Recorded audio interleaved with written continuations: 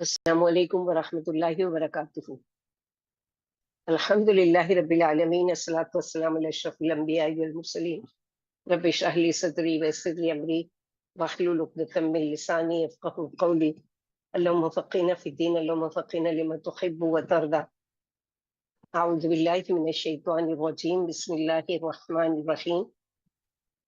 30 پارے کی 30ویں پارے کی تیسری سورہ سورہ عبس مکی صورت ہے، اور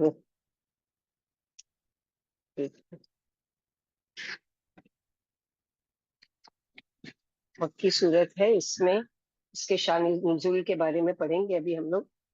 ایک رکوع ہے، 42 آیات ہے، 130 کلمات ہے، اور 533 حروف ہے۔ اس میں ایک واقعے کا ذکر کیا گیا ہے، اور وہ واقعہ کیا ہے پہلے اس کو پڑھتے ہیں، اس کے بعد ہم اس کو آیت کو پڑھتے ہیں۔ کہ ایک مرتبہ نبی صلی اللہ علیہ وسلم ابی بن خلف کو سمجھا رہے تھے، اور بعض روایت میں آتے کہ اور بھی دوسرے مشرکین مکہ کے بڑے بڑے سردار آپ کی مجلس میں موجود تھے کہ شاید یہ مسلمان ہو جائیں۔ اتنے میں آپ کے پاس ابن مکتوم آ گئے، ابھی دیکھیں گے ان کے بارے میں ڈیٹیل۔ یہ عبداللہ ابن مکتوم حضرت خدیجہ رضی اللہ عنہ کے پھوپھی زاد بھائی تھے۔ چونکہ یہ مسلمان تھے اور حاضر خدمت ہو کر عموماً دینی باتیں پوچھتے رہتے تھے، اس لیے حسب عادت آج بھی پوچھنے لگے اور آپ کو اپنی طرف متوجہ کرنا چاہا۔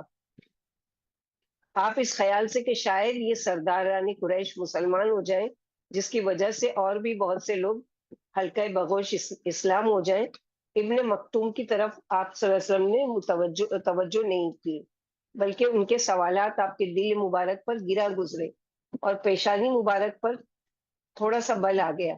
اس بارے میں یہ آیتیں اتری، یعنی آپ کی بلند شان اور اعلیٰ اخلاق کے لائق یہ بات نہیں ہے کہ اس نابینا سے جو ہمارے ڈر سے دین سیکھنے کے لیے دوڑتا ہوا آپ کے پاس آیا ہے، آپ منہ پھیرے اور مغروروں سے بات کرتے ہیں۔ ممکن ہے یہی پاک بن کر اللہ کے احکام بجا لائے اور برائیوں سے بچ جائے۔ یہ کیا کہ آپ اپنی تمام توجہ انہی لوگوں کی طرف مبذول فرما لیں، انہیں راہ پر لے آنا آپ کے ذمے نہیں ہے۔ اگر یہ آپ کا کہنا نہ مانے تو آپ صلی اللہ علیہ وسلم پر کیا الزام؟ بہرحال تبلیغ میں سب برابر ہیں، آپ سب کو برابر نصیحت کرتے رہیے۔ ہدایت اللہ کے قبضے میں ہے، اگر اللہ کسی کو سیدھی راہ سے دور رکھے تو وہ اپنی حکمت خوب جانتے ہیں، اور اگر کسی کو راہ پر لگا دے تو بھی اپنی مصلحت وہی جانتے ہیں۔ ان آیتوں کے بعد آپ ابن مکتوم کی بڑی عزت کرنے لگے۔ سورہ شروع کرنے سے پہلے ہم عبداللہ ابن مکتوم کے بارے میں پڑھتے ہیں کہ کیسے جلیل القدر صحابی تھے یہ، کہ سابقون الاولون میں سے تھے، یعنی شروع میں جو لوگ اسلام لائے۔ اور اللہ سبحانہ و تعالیٰ نے سورہ عبس کی پہلی 10 آیت ان کے بارے میں نازل کی۔ حضرت عائشہ رضی اللہ عنہا فرماتے سورہ عبس وتولی حضرت عبداللہ ابن مکتوم نابینا کے بارے میں نازل ہوئی۔ وہ رسول اللہ صلی اللہ علیہ وسلم کی خدمت میں حاضر اور عرض کی، یا رسول اللہ صلی اللہ علیہ وسلم مجھے دین کی بات سکھائیے۔ اس وقت رسول اللہ صلی اللہ علیہ وسلم کے پاس مشرکین میں سے ایک بڑا آدمی بیٹھا تھا، جس کا نام ابھی ہم لوگوں نے پڑھا ہے کہ ابی بن خلف۔ اور اس لیے آپ صلی اللہ علیہ وسلم حضرت عبداللہ ابن مکتوم کی طرف توجہ نہیں فرما رہے تھے اور مشرک پر توجہ فرما رہے تھے۔ حضرت عبداللہ بن ام مکتوم کہتے تھے، کیا میری بات قابل التفات نہیں؟ آپ صلی اللہ علیہ وسلم نے فرمایا نہیں۔ چنانچہ اللہ تعالیٰ نے سورہ عبس نازل فرمائی۔ اسے ترمذی نے روایت کیا ہے۔ بیعت عقبہ ثانی کے بعد پہلے حضرت مصعب بن عمیر مدینہ روانہ ہوئے، اور ان کے بعد دوسرے مہاجر جو تھے حضرت عبداللہ بن ام مکتوم رضی اللہ تعالیٰ عنہ تھے۔ حضرت برا بن عازب کہتے کہ مہاجرین میں سے حضرت مصعب بن عمیر سب سے پہلے ہمارے پاس آئے، پھر حضرت عبداللہ ابن مکتوم نابینا تشریف لائے، پھر حضرت عمر 20 افراد کے ساتھ تشریف لائے۔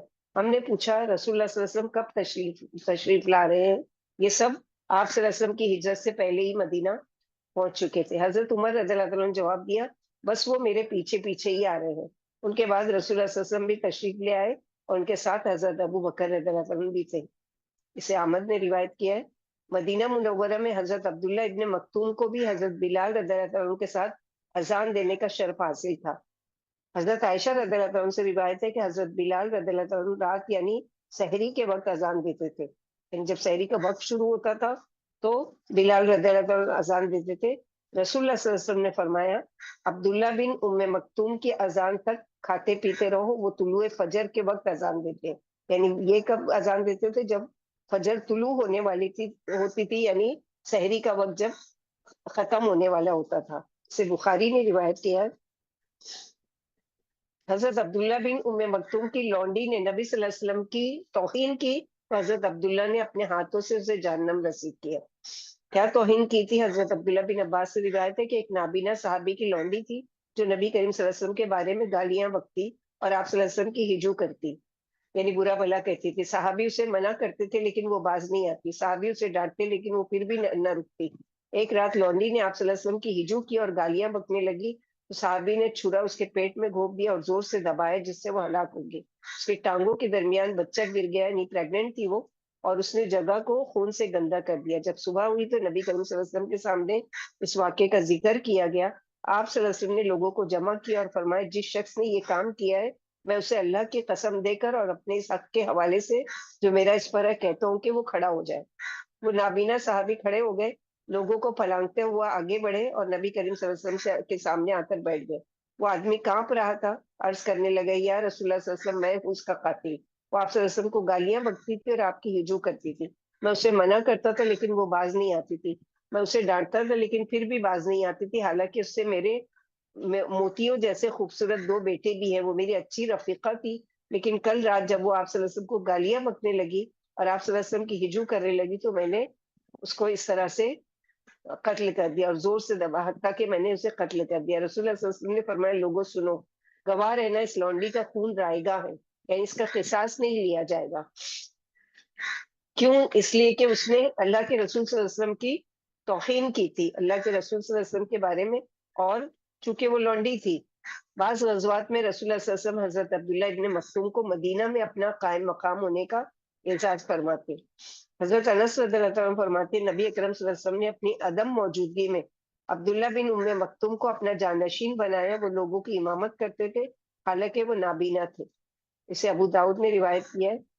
اور اسی طرح جہاد میں شامل ہونے والوں کی فضیلت سن کر حضرت عبداللہ ابن مکتوم کو بہت رنج ہوتا تھا کہ سب جا سکتے اور میں نابینا ہونے کی وجہ سے میں شریک نہیں ہو سکتا۔ تو اللہ تعالیٰ نے ان کی خاطر دوسری بار آیت نازل کی، یعنی ہم لوگ تو یہی آیت جانتے ہیں لیکن ایک اور آیت آپ عبداللہ ابن مکتوم کے بارے میں نازل ہوئی، سورہ نساء آیت نمبر 95۔ حضرت برا رضی اللہ عنہ سے روایت ہے کہ جب یہ آیت نازل ہوئی، اللہ کی راہ میں جہاد کرنے والے اور نہ کرنے والے ثواب میں برابر نہیں، تو رسول اللہ صلی اللہ علیہ وسلم نے حضرت زید کو یہ آیت لکھنے کا حکم دیا۔ حضرت زید ایک ہڈی لے کر آئے اور اس پر یہ آیت لکھی۔ حضرت عبداللہ بن ام مکتوم نے آیت سن کر اپنے نابینا ہونے کا عذر پیش کیا کہ اس وجہ سے میرا ثواب کم ہو رہا ہے۔ اللہ تعالیٰ نے اس پر دوبارہ یہ آیت ان الفاظ میں نازل فرمائی، مومنوں میں سے معذور لوگوں کے علاوہ جہاد نہ کرنے والے اور جہاد فی سبیل اللہ کرنے والے ثواب میں برابر نہیں ہے۔ نابینا ہونے کے باوجود حضرت عبداللہ بن ام مکتوم جہاد میں شرکت فرماتے تھے، اور ایک جنگ ہے جنگ قادسیہ جس میں وہ شریک ہوئے اور جھنڈا اٹھائے ہوئے تھے اور وہاں اسی میں شہید ہو گئے۔ حضرت عبد الرحمن بن ابی لیلہ کہتے ہیں کہ جب یہ آیت نازل ہوئی، جہاد کرنے والے اور گھر بیٹھنے والے برابر نہیں ہے، سورہ نساء کی آیت، پھر اللہ تعالیٰ نے تو حضرت ابن ام مکتوم نے عرض کی، میرے رب، میرے عذر کے بارے میں بھی حکم نازل کر دیجئے کہ میرا کس کیٹیگری میں یعنی نام آتا ہے۔ پھر اللہ تعالیٰ نے یہ آیت نازل فرمائی، معذور لوگوں کے علاوہ۔ یہ آیت نازل ہونے کے باوجود حضرت عبداللہ غزوات میں شریک ہوتے اور فرماتے، جھنڈا میرے ہاتھ میں تھما دو، میں نابینا ہوں، کہیں بھاگ نہیں سکتا، وہیں ڈٹا رہوں گا، بس مجھے جھنڈا دے کر لشکر کی صفوں کے درمیان کھڑا کر دو۔ یعنی شوق ان کا دیکھو کہ میں کچھ اور تو نہیں کر سکتا، کہ مجھے نظر نہیں آتا ہے کہ کسی دشمن کو ماروں یا بھاگ دوڑ کروں، لیکن ایک جگہ کھڑا تو رہ سکتا ہوں، تو مجھے جھنڈا دے کر کھڑا کر دیجئے جو مسلمانوں کا جھنڈا ہے، تاکہ میں جنگ میں شریک ہو سکوں کسی طرح۔ حضرت انس بن مالک رضی اللہ عنہ کہتے ہیں، قادسیہ کی جنگ میں لشکر اسلام کا جھنڈا حضرت عبداللہ ابن مکتوم کے ہاتھ میں ہی تھا، सिफत सफ़वा में इसका जिक्र किया गया, रदी अल्लाह अन्हु व रदू अन्हु। तो ये नाबीना सहाबी थे जो उज़र होने के बावजूद भी, और जाहिर है कि अल्लाह सुब्हानहू व तआला को एक एक सहाबी से इतनी दिली मोहब्बत होती थी कि अल्लाह अल्लाह सुब्हानहू व तआला कहीं ना कहीं उनका जिक्र करते थे, या तो हदीस में और या फिर कुरान में। तो इनके बारे में 2 मरतबा आयतें नाजिल हुई। शुरू करते हैं कि बिस्मिल्लाहिर्रहमानिर्रहीम, अबसा व तवल्ला। तुर शुरू हुए यानी तेवरी चढ़ाई, और व तवल्ला और मुंह मोड़ा, बेरुखी बरती। आबिस कहते हैं माथे पर बल डालने वाले को, अब्बास इसी से है यानी शेर। और बसला मुंह बिगाड़ने के साथ गुस्सा भी करना। व तवल्ला, तवल्ला का लफ्ज 2-3 मायनों में इस्तेमाल होता है अरबी में। नंबर 1 मुंह फेरना, नंबर 2 हुकूमत करना, नंबर 3 मोहब्बत करना विलायत से। तो यहाँ पर इनका जिक्र किया गया। और ये कुरान का नुज़ूल अल्लाह की तरफ से है, ये एक सबूत है, नबी सल्लल्लाहु अलैहि वसल्लम की तरफ से नहीं था ये कुरान। वरना आप सल्लल्लाहु अलैहि वसल्लम अबस में अपनी बात छुपा भी सकते थे, लेकिन आप सल्लल्लाहु अलैहि वसल्लम ने अमानत के साथ बयान किया। फिर इसी तरह जो जिक्र किया गया है कि अनजा उलामा वमा युदरी का लअल्लहु यज़्ज़क्का, और उसके लिए आप परवाह करते हैं जो इस्तगना है, बेपरवाह है। तो तमाम मुतकब्बिरीन को इस सूरह अबस से पैगाम दिया गया कि अल्लाह ताला को कोई फर्क नहीं पड़ता कि कोई मालदार है, कोई खूबसूरत है। अल्लाह ताला तो दिलों का तकवा देखते हैं, क्योंकि अल्लाह समद है। तो यहाँ पर अल्लाह सुब्हानहू व तआला आप सल्लल्लाहु अलैहि वसल्लम के जरिए एक अदब सिखा रहे हैं कि किस तरह से लोगों के साथ मामला करना है, किस तरह से ये करना है। तो अबस है याबिसु, आबिस माथे पर बल डालना, इसी से लफ्ज अब्बास भी अब्दुल्ला इब्न मक्तूम के बारे में जो हम लोगों ने पढ़ा अभी। एक तरफ मुशरिकीन का एक मुतकब्बिर शख्स जिसको आप सल्लल्लाहु अलैहि वसल्लम दलीलों से समझा रहे हैं और वो मान नहीं रहा, दूसरी तरफ जबकि आप सल्लल्लाहु अलैहि वसल्लम इतने अहम काम में मसरूफ है, तो एक नाबीना शख्स आते हैं और अपनी आखिरत संवारने के लिए, भलाई की बात सीखने के लिए आप सल्लल्लाहु अलैहि वसल्लम से सवाल करते हैं। यहाँ 2 अपोजिट किरदार के बारे में बताया गया, एक मुतकब्बिर है और एक तस्किया करने वाला, यानी शौक है इनको अपने इस्लाह करने का।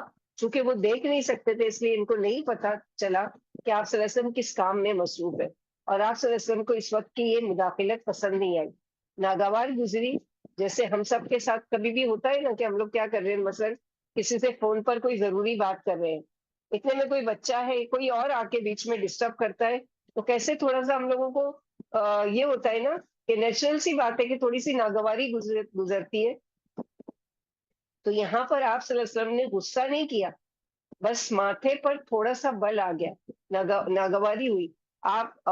मगर अल्लाह ताला को आपके अखलाक के अजीम और मकाम अजीम की वजह से आप सल्लल्लाहु अलैहि वसल्लम के माथे के ये बल और आपकी थोड़ी सी ये नागवारी पसंद नहीं आई, और अल्लाह सुब्हानहू व तआला ने आपकी इस्लाह के लिए आयत नाजिल फरमा दी।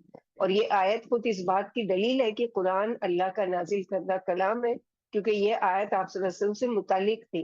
अगर आप सल्लल्लाहु अलैहि वसल्लम कुरान खुद लिखने वाले होते तो इसमें से इस जैसी आयत निकाल देते, लेकिन ये कयामत तक पढ़ी जाएगी, और इसमें भी बड़ी खैर है। इन आयात के जरिए से बता दिया गया है कि तवज्जो के काबिल कौन है, यानी किसकी तरफ मुतवज्जा होना चाहिए और किसको इग्नोर किया जाना चाहिए। वमा युद्रीका लअल्लहु यज़्ज़क्का। और दूसरी एक रिवायत में आता है कि आयशा रज़ियल्लाहु अन्हा फरमाती हैं कि उम्मे मक्तूम ने कहा, या रसूलुल्लाह सल्लल्लाहु अलैहि वसल्लम अरशिदनी, मुझे सीधा रास्ता दिखलाइए। और एक रिवायत में आता है कि अब्दुल्ला बिन अब्बास की रिवायत है कि वो आकर कुरान की आयत का मतलब पूछने लगे, और नबी सल्लल्लाहु अलैहि वसल्लम से अर्ज किया, या रसूलुल्लाह सल्लल्लाहु अलैहि वसल्लम अल्लिमनी मिम्मा अल्लमकल्लाह, मुझे वो इल्म सिखा दीजिए जो अल्लाह ने आप सल्लल्लाहु अलैहि वसल्लम को सिखाया है। उनको ये नहीं मालूम था कि नबी सल्लल्लाहु अलैहि वसल्लम इस वक्त किस काम में मशगूल है। आप सल्लल्लाहु अलैहि वसल्लम चाहते थे کہ کسی طرح سے یہ سرداران قریش مسلمان ہو جائے تو ان کے پیچھے بہت سے لوگ مسلمان ہو جائیں گے. لیکن اللہ تعالیٰ کو تو کسی یعنی بڑے کی بڑائی کی کوئی پرواہ ہی نہیں ہے، کیونکہ وہ سب بڑوں سے خود بڑے ہیں. اس لیے اللہ تعالیٰ نے یہ آیت نازل کی. وما یدری کا لعلہ یزکا، تمہیں کیا خبر شاید کہ وہ اپنا تزکیہ کرے، سدھر جائے. او یذکروا، یا نصیحت پر دھیان دے، نصیحت پکڑے. فتنفعہ الذکر، اور نصیحت کرنا اس کو فائدہ دے. یعنی اللہ کو کوئی فرق نہیں پڑتا کوئی ہدایت کی طرف آئے یا نہیں آئے. اللہ تعالیٰ کو اس سے کوئی غرض نہیں ہے، کوئی مطلب نہیں ہے. اللہ تعالیٰ دلوں کا حال بہتر جانتے. جیسے اللہ کے نبی صلی اللہ علیہ وسلم کی حدیث میں ہے کہ اللہ تعالیٰ تمہاری شکلوں کو اور تمہارے مالوں کو نہیں دیکھتے، بلکہ اللہ سبحانہ و تعالیٰ تمہارے دلوں کو دیکھتے ہیں، تمہارے تقوی کو دیکھتے ہیں کہ کون ہے جو اس چیز کے لیے وہ کرتا ہے. تذکرہ یعنی قرآن یا سورت یا مساوات، تبلیغ و نصیحت ہے. جو چاہے اپنے تمام کاموں میں قرآن کا وحی کا خیال رکھتے. تو یہاں پر اللہ سبحانہ وتعالیٰ یہ فرما رہے ہیں وما یدریکا لعلہ یزکا، یعنی ایک شخص ہدایت اور تزکیہ لینے کے لیے تیار ہے اور مشکل سے آپ صلی اللہ علیہ وسلم تک پہنچتے ہیں، اور جو سیکھنے آئے ہیں اس سے ان کو فائدہ بھی ہو سکتا ہے، تو ان کی طرف آپ صلی اللہ علیہ وسلم نے توجہ نہیں دی. اور اس کے برعکس اما من استغنا، جو لاپرواہی برتتا ہے، جو بے رخی برتتا ہے. لیکن جو شخص بے پرواہی برتتا ہے، نصیحت سننا ہی نہیں چاہتا، دین کی طرف آنا ہی نہیں چاہتا، فانت لہو تصدی، آپ صلی اللہ علیہ وسلم اس کی طرف مائل ہیں، آپ کو اس کو توجہ دیتے ہیں، آپ اس کی فکر کرتے ہیں.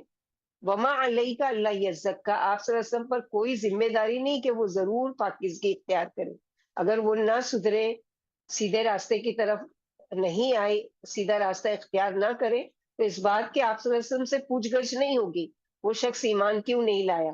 جیسے سورہ بقرہ میں بھی پڑھ چکے نا، وَلَا تُسْأَلُوا عَنْ أَصْحَابِ الْجَحِيمِ، کہ آپ سے اصحاب الجحیم کے بارے میں نہیں پوچھا جائے گا کہ جو جہنم والے تھے کہ وہ کیوں جہنم میں گئے، اور آپ سے آپ کی ذمہ داری کے بارے میں پوچھا جائے گا کہ آپ نے اپنی ذمہ داری کہاں تک پوری کی اور کس طرح سے وہ کیا. فَأَنْتَ لَهُ تَصَدَّى، تو اس کی فکر کرتے ہیں آپ، اس کی طرف مائل ہوتے ہیں اور ایسے کو سمجھا رہے ہیں جس کو آپ کی بات سے کوئی دلچسپی نہیں ہے. صدا سے وما علیہ کا اللہ یزکا، آپ کے سمجھانے کے باوجود تزکیہ نہیں کرنا چاہتا. تو ان آیتوں میں ایک داعی دین کے لیے ان آیتوں میں بڑا سبق ہے کہ کون توجہ کے قابل، کس پر اگر تھوڑی سی محنت کی جائے تو آگے چل کر وہ کیسا ہیرا ثابت ہو سکتا ہے، دین کی خدمت کے لیے کتنا اہم ہو سکتا ہے. اور دوسری بات، دین کی دعوت سب کے لیے ہے، کوئی امیر ہو یا غریب ہو، بہت زیادہ عقل مند ہو یا تھوڑا کم سمجھ رکھتا ہو، سب کے لیے دین کا دروازہ کھلا ہے. کلا انہا تذکرہ، یہ قرآن ایک نصیحت ہے. اب یہاں سے یہاں تک کا عبداللہ ابن مکتوم اور آپ صلی اللہ علیہ وسلم کے جو ذکر ہے وہ چل رہا تھا. اب قرآن کا تذکرہ کہ کلا انہا تذکرہ، یہ قرآن ایک نصیحت ہے. اور اس قرآن کے بارے میں کہ جو یعنی فَأَنْتَ عَنْهُ تَلَاهَا وَهُوَ يَخْشَىٰ، فَأَنْتَ عَنْهُ تَلَاهَا، تو آپ اس سے بے رخی برتتے ہیں. ایسا نہ کیجیے کہ جو اللہ کو بھولے ہوئے ان کو تو آپ توجہ دیتے ہیں، اور جو دین سیکھنا چاہتے ہیں اس کی طرف توجہ نہ ہو. تو مخلص کو چھوڑ کر معاندین کی طرف آپ توجہ دیتے ہیں. یہ اللہ کا دین ہے، جو چاہے اس سے فائدہ اٹھائے، جو نہ قبول کرے وہ اپنا ہی نقصان کرے گا. ہرگز نہیں، یہ تو ایک نصیحت ہے. فمن شاء ذکرہ، جس کا جی چاہے نصیحت حاصل کرے، یعنی اس کو یاد کرے، اس پر عمل کرے. اللہ کے نزدیک قیمتی انسان وہ ہے جس کے اندر خشیت ہو، خواہ بظاہر وہ دنیا کی شان و شوکت نہ بھی رکھتا ہو، دنیاوی اعتبار سے اس کی حیثیت چاہے بڑی نہ بھی ہو. یہاں تو اصل نابینا، مگر بعض لوگ آنکھ ہوتے ہوئے بھی حق سے اندھے ہوتے ہیں. تو دین کے مبلغ دائی کو ایک ہی طرف نہیں بلکہ ہر طرف لوگوں تک پیغام پہنچانا ہے. جیسے کہ سورہ کہف میں بھی کہ اللہ کے نبی صلی اللہ علیہ وسلم وَاصْبِرْ نَفْسَكَ مَعَ الَّذِينَ يَدْعُونَ رَبَّهُم بِالْغَدَاةِ، آپ اپنے آپ کو روکے رکھیں اپنے نفس کو ان لوگوں کے ساتھ جو صبح شام یعنی اللہ تعالیٰ کا ذکر کرتے ہیں، اللہ تعالیٰ کا دین سیکھنا چاہتے ہیں، ان کے ساتھ آپ وقت وہ کیجیے. اور آل عمران میں پڑھ چکے کہ قرآن دراصل ہے کیا، ہوا خیر مما یجمعون، تمام چیزوں کو جمع کرنے والی چیزوں میں سے بہترین چیز کیا ہے کہ قرآن کو جمع کیا جائے، قرآن کو سیکھا جائے، قرآن کو پڑھا اور پڑھایا جائے. فی صحف مکرمہ، یہ کتاب ایسے صحیفوں میں درج ہے جو مکرم ہے، لوح محفوظ، اللہ کے یہاں بہت محترم ہے. یہ کتاب اس لیے کہ اس میں علم، حکمت، دل کا سکون، ہر چیز موجود ہے. مرفوعۃ مطہرہ، بلند اور پاکیزہ، یعنی کتاب صرف عزت سے اٹھا کر رکھنے کی چیز نہیں ہے، بلکہ ہر شک و شبہ سے بلند ہے، پاکیزہ ہے، بالا ہے. تو تمام قرآن معزز صحیفوں میں ہے جو بلند قدر و گرامی شان ہے. یہ صحیفے شرک و کمی بیشی سے پاک ہے اور فرشتوں کے پاک ہاتھوں میں ہے. یہ مقدس فرشتے ظاہر و باطن میں اچھے ہیں، ظاہر میں خوبصورت و بزرگ، اور باطن میں پاکیزہ اخلاق و افعال کے مالک. معلوم ہوا کہ قرآن پڑھنے والوں کو خلیق و کریم ہونا چاہیے. یعنی جیسا قرآن ایک کریم ہے، ویسے ہی لوگوں کو بھی خلیق یعنی بہت اعلیٰ اخلاق کا ہونا چاہیے اور کریم ہونا چاہیے، لوگوں کے لیے اکرام والا ہونا چاہیے. اور خود بھی اللہ تعالیٰ نے اکرام دیا ہے قرآن پڑھنے والوں کو. جیسے کہ نبی صلی اللہ علیہ وسلم نے فرمایا جو قرآن میں مہارت پیدا کر لے وہ بزرگ لکھنے والے فرشتوں کے ساتھ ہوگا، اور جو مشقت کے باوجود بھی پڑھے گا اسے دوہرا اجر ملے گا. یعنی ایک تو ہے کہ مہارت حاصل کر رہا ہے تو اس کا جو ساتھ مل رہا ہے وہ بزرگ قرآن لکھنے والے فرشتوں کے ساتھ ہوگا. لیکن دوسرے قسم کا ہے کہ جو کوشش کر رہا ہے، اس کو ورڈ ٹو ورڈ ہے یا گرامر ہے یا جو بھی چیزیں نہیں سمجھ میں آ رہی، لیکن وہ ایک کوشش کر رہا ہے، یا وہ جو تلاوت نہیں کر پاتا، اس کی عربی زبان، اس کی لینگویج اس کی زبان پر نہیں چڑھ رہی ہے، لیکن وہ ایک کوشش کر رہا ہے، تو اللہ سبحانہ و تعالیٰ نے اس کو شوق دلانے کے لیے کیا کہا ہے کہ اس کو دوہرا اجر ملے گا. بہرحال آسمان پر قرآن کو فرشتے لکھتے تھے اور اسی تحریر کے مطابق وہی اترتی تھی، اور اسے دنیا میں بھی اوراق میں جمع کرنے والے بزرگ ترین پاک باز اور فرشتہ سیرت صحابہ کرام تھے، جنہوں نے ہر طرح کی کمی بیشی، تغیر و تبدل اور تحریف سے اسے محفوظ رکھا. یعنی حفاظت کی ان لوگوں نے، صحابہ کرام نے اس پر بڑی محنت کی. اور کیسے وہ یعنی کاتب وحی جو ساتھ تھے وہ آپ صلی اللہ علیہ وسلم کے پاس موجود ہوتے تھے، اور آپ کے پاس ہر وقت کوئی نہ کوئی کاتب وحی ہوتا ہے، جیسے ہی کیونکہ کوئی ٹائم ٹیبل تو تھا نہیں وحی کے نزول کا، تو جب بھی نازل ہوتا کوئی نہ کوئی موجود ہوتا اور وہ لکھتے تھے. تو بِأَيْدِي سفارہ لکھنے والوں کے ہاتھوں میں، اور ایک معنی اللہ اور اس کے رسول کے درمیان سفارت کرنے والے فرشتے. یعنی یہ قرآن ایسے سفیروں کے پاس ہے جو لوح محفوظ سے اس کو نقل کرتے ہیں، آپ صلی اللہ علیہ وسلم کے پاس لاتے ہیں. تو سافر سفرہ سے ہے لکھنے والا، اور سفیر وہ ایک کتاب جو حقائق کو واضح کر دے. جیسے ہم بولتے ہیں نا کرام، کریم سے ہر معزز، قیمتی، قابل قدر چیز. عربی میں آنکھ کو بھی کریمہ کہتے ہیں، اس لیے اس کتاب سے ریلیٹڈ پڑھنے والے، پڑھانے والے سب کو اللہ تعالیٰ نے عزت بخشی. سب ہی اللہ سبحانہ و تعالیٰ کی نظر میں معزز ہیں. جیسے اللہ سبحانہ و تعالیٰ نے فرمایا کہ خیرکم من تعلم القرآن وعلمہ. تھوڑا سا قرآن کے بارے میں دیکھتے ہیں کہ قرآن کے لیے اللہ سبحانہ و تعالیٰ نے کیسی عزت اور کیسا اکرام کیا اور اس کے پڑھنے پڑھانے والوں کے لیے. تو سب سے پہلے تو قرآن کا کریم کا معنی دیکھتے ہیں کہ قرآن کا مطلب کیا ہے. تو قرآن کا ایک مطلب ہے پڑھنا، جیسے کہ سورہ قیامہ آیت نمبر 17-18 میں کیا فرمایا، ان علینا جمعہ وقرآنہ فاذا قرأناہ فاتبع قرآنہ. بے شک اس قرآن کو یاد کرانا اور پڑھانا ہمارے ذمہ ہے، پر جب ہم اس کو پڑھ چکے تو اس کے بعد آپ پڑھیے.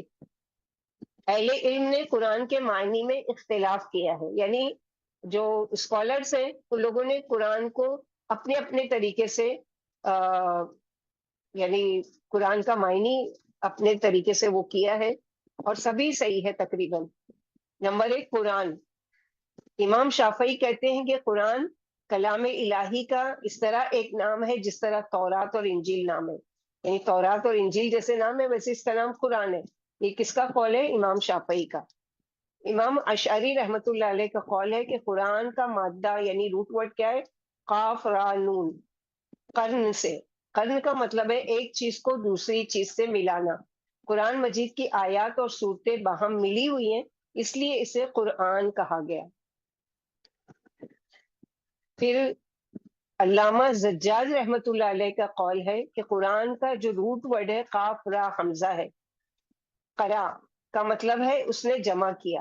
قرآن کو یہ نام اس لیے دیا گیا ہے کہ اس میں سابقہ کتاب کی تعلیمات کو جمع کیا گیا ہے، یعنی تورات، انجیل، زبور کی ساری باتیں اس میں جمع کر دی گئی ہیں، اس لیے قرا یعنی جمع کرنا۔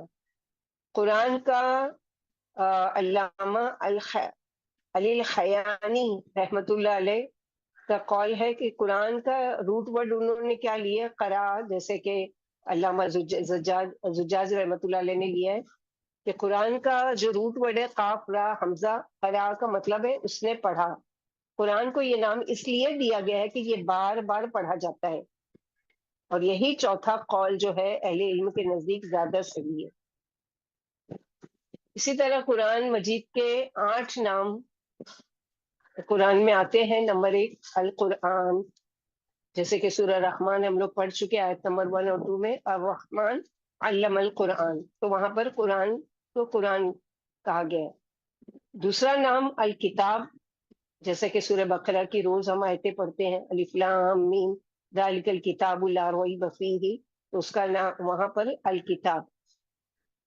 تیسرا نام جو آیا ہے وہ الفرقان، فرق کرنے والا۔ سورہ فرقان آیت نمبر 1، تبارک الذی نزل الفرقان علی عبدہ لیکون للعالمین نذیرا، برکت والی ہے وہ ذات جس نے اپنے بندے پر فرقان نازل فرمایا تاکہ سارے جہان والوں کے لیے خبردار کرنے والا۔ نمبر 4 اس کا نام قرآن الذکر، نصیحت۔ سورہ ہجر آیت نمبر 9 میں ہم لوگ پڑھ چکے، انا نحن نزلنا الذکر وانا لہ لحافظون۔ پانچواں اس کا نام ہے التنزیل، نازل شدہ۔ اس کا ثبوت کہاں ملتا ہے؟ سورہ شعراء آیت نمبر 192 میں، وَإِنَّهُ لَتَنزِيلُ رَبِّ الْعَالَمِينَ، بے شک یہ نازل کرتا ہے رب العالمین کی طرف سے۔ چھٹا اس کا نام ہے الحق، حق اور سچ۔ سورہ سجدہ آیت نمبر 3 میں، ام یقولون افتراہ بل هو الحق من ربک لتنذر قوما ما اتاهم من نذیر من قبلک لعلهم یهتدون، کیا یہ لوگ کہتے ہیں کہ محمد صلی اللہ علیہ وسلم نے قرآن مجید خود گھڑ لیا ہے؟ نہیں، بلکہ یہ تو حق ہے تیرے رب کی طرف سے ہے، تاکہ تو خبردار کر دے ان لوگوں کو جن کے پاس تجھ سے پہلے کوئی خبردار کرنے والا نہیں آیا، شاید وہ ہدایت پا جائے۔ ساتواں اس کا نام قرآن میں جو مینشن کیا گیا ہے وہ ہے احسن الحدیث، یعنی بہترین کلام۔ سورہ زمر آیت نمبر 23 میں اللہ تعالیٰ فرماتے ہیں، اللہ نزل احسن الحدیث، اللہ تعالیٰ نے بہترین کلام نازل فرمایا۔ آٹھواں نام ہے اس کا برہان، یعنی واضح دلیل۔ سورہ نساء آیت نمبر 174 میں اللہ تعالیٰ فرماتے ہیں، یا ایھا الناس قد جاءکم برہان من ربکم وانزلنا الیکم نورا مبینا، اے لوگوں تمہارے پاس تمہارے رب کی طرف سے واضح دلیل آ گئی اور ہم نے تمہاری طرف صاف راستہ دکھانے والا نور یعنی قرآن بھیج دیا۔ اسی طرح یہ سب تو قرآن کے نام ہے جو قرآن کے ہی لیے صرف استعمال کیے گئے ہیں، 8 نام۔ اس کے علاوہ قرآن کے 17 صفاتی نام ہیں۔ صفاتی یعنی کیا ہوتا ہے؟ جو کسی کی کوالٹی بتاتی ہے، جیسے کہ گرامر تو آپ لوگ پڑھتے ہیں، تو ایک لڑکی ہے تو کوئی بھی لڑکی ہے کامن نکیرہ میں، لیکن جو خاص لڑکی کہ وہ لڑکی بہت اچھی ہے، بہت نیک ہے، تو نیک ہونا، اچھی ہونا کیا ہے؟ اس کی صفات بتا رہی ہے۔ تو قرآن کی صفات ایسی بتائی گئی ہے، اور خود قرآن میں ہی بتائی گئی ہے کہ جیسے صفاتی نام ہے مجید، نفع بخشنے والا، اور اس کا ثبوت ملتا ہے سورہ قاف آیت نمبر 1 میں، قاف والقرآن المجید، یعنی قاف قرآن المجید کیا ہے؟ اس قرآن کی صفت، یعنی بزرگی والا ہے، نفع بخش ہے۔ پھر اسی طرح قرآن کو صفاتی نام کریم، ان سے عزت والا۔ سورہ واقعہ آیت نمبر 77 میں، انہ لقرآن کریم، کہ یہ قرآن بے شک وہ قرآن بلند مرتبے والا ہے، عزت والا ہے۔ پھر اسی طرح اس کا صفاتی نامہ ہے عظیم، عظمت والا۔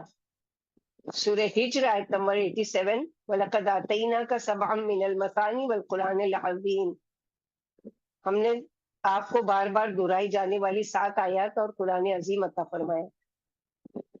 اور بار بار دہرائی جانے والی 7 آیات آپ لوگوں کو پتہ ہے کہ سورہ فاتحہ۔ پھر اس کا ایک اور صفاتی نام ہے چوتھا، عزیز، یعنی بے مثال اور نادر، نایاب۔ سورہ حامیم سجدہ آیت نمبر 41 میں وَإِنَّهُ لَكِتَابٌ عزیز، بے شک یہ قرآن ایک بے مثال اور نادر کتاب ہے۔ پھر اسی طرح اس کا صفاتی نام ہے نور۔ سورہ مائدہ آیت نمبر 15، قد جاءکم من اللہ نور و کتاب مبین، اللہ کی طرف سے تمہارے پاس ایک نور اور کھلی کتاب آ چکی ہے۔ پھر اس کا چھٹی صفات ہے موعظہ، ایسی نصیحت جس میں ڈرایا جائے۔ اور 7ویں صفت ہے شفا، 8ویں ہے ہدا یعنی ہدایت، اور 9ویں ہے رحمہ یعنی رحمت۔ اور ان سب کا ذکر ایک ہی آیت میں آیا، سورہ یونس آیت نمبر 57، یا ایھا الناس قد جاءکم موعظۃ من ربکم وشفاء لما فی الصدور وہدی ورحمۃ للمؤمنین، اے لوگوں تمہارے پاس تمہارے رب کی طرف سے نصیحت آ گئی ہے، اس میں دلوں کی امراض کی شفا ہے، ہدایت اور رحمت ہے، اور اہل ایمان کے لیے نصیحت ہے۔ اور 10ویں اس کی صفات ہے مبارک یعنی برکت والا۔ سورہ انعام آیت نمبر 155 میں وَهَذَا كِتَابٌ أَنزَلْنَاهُ مُبَارَكٌ فَاتَّبِعُوهُ وَاتَّقُوا لَعَلَّكُمْ تُرْحَمُونَ، اور یہ کتاب ہم نے نازل فرمائی ہے جو برکت والی ہے، پس اس کی پیروی کرو اور تقوی اختیار کرو، امید ہے تم پر رحم کیا جائے۔ 11ویں اس کی صفت ہے مبین، کھول کر بیان کرنے والا۔ سورہ ہجر آیت نمبر 1، الف لام را، یہ آیات ہیں کتاب کی اور اس قرآن کی جو اپنے احکام کھول کھول کر بیان کرنے والا ہے۔ نمبر 12 حکیم، حکیم حکمت سے لبریز۔ 13 ہے علی بلند مرتبہ، اور ان دونوں کا ذکر سورہ زخرف آیت نمبر 3 اور 4 میں آیا ہے، انا جعلناہ قرآنا عربیا لعلکم تعقلون وانہ فی ام الکتاب لدینا لعلی حکیم، ہم نے اس قرآن کو عربی زبان میں بنایا ہے تاکہ تم لوگ اسے سمجھو، اور یہ ام الکتاب یعنی لوح محفوظ میں درج ہے جو ہمارے ہاں بلند مرتبہ اور حکمت سے لبریز کتاب ہے۔ پھر اسی طرح اس کا 14ویں صفت بتائی گئی بشیر، بشارت دینے والا، اور 15ویں ہے نذیر۔ یہ دونوں صفات ایک ساتھ آتی ہے آپ صلی اللہ علیہ وسلم کے لیے بھی اور قرآن کے لیے بھی۔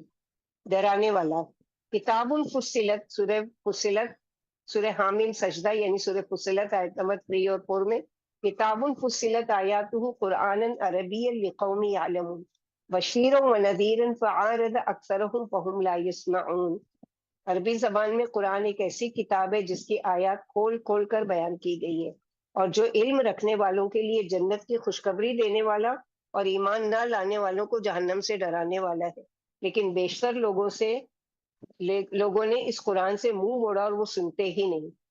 16واں اس کی صفت بتائی گئی مصدق، تصدیق کرنے والا، اور 17ویں اس کی صفت ہے مخیمن، حفاظت کرنے والا، اور دونوں کا ذکر آتا ہے سورہ مائدہ آیت نمبر 48 میں وَأَنزَلْنَا إِلَيْكَ الْكِتَابَ بِالْحَقِّ مُصَدِّقًا لِمَا بَيْنَ يَدَيْهِ مِنَ الْكِتَابِ وَمُهَيْمِنًا عَلَيْهِ فَاحْكُم بَيْنَهُم بِمَا أَنزَلَ اللَّهُ، اور ہم نے آپ کی طرف یہ کتاب حق کے ساتھ نازل کی ہے جو اپنے سے پہلی کتابوں کی تصدیق کرنے والی ہے اور ان کی حفاظت کرنے والی ہے، لہٰذا تم اللہ کی نازل کردہ کتاب کے مطابق لوگوں کے معاملات کا فیصلہ کرو۔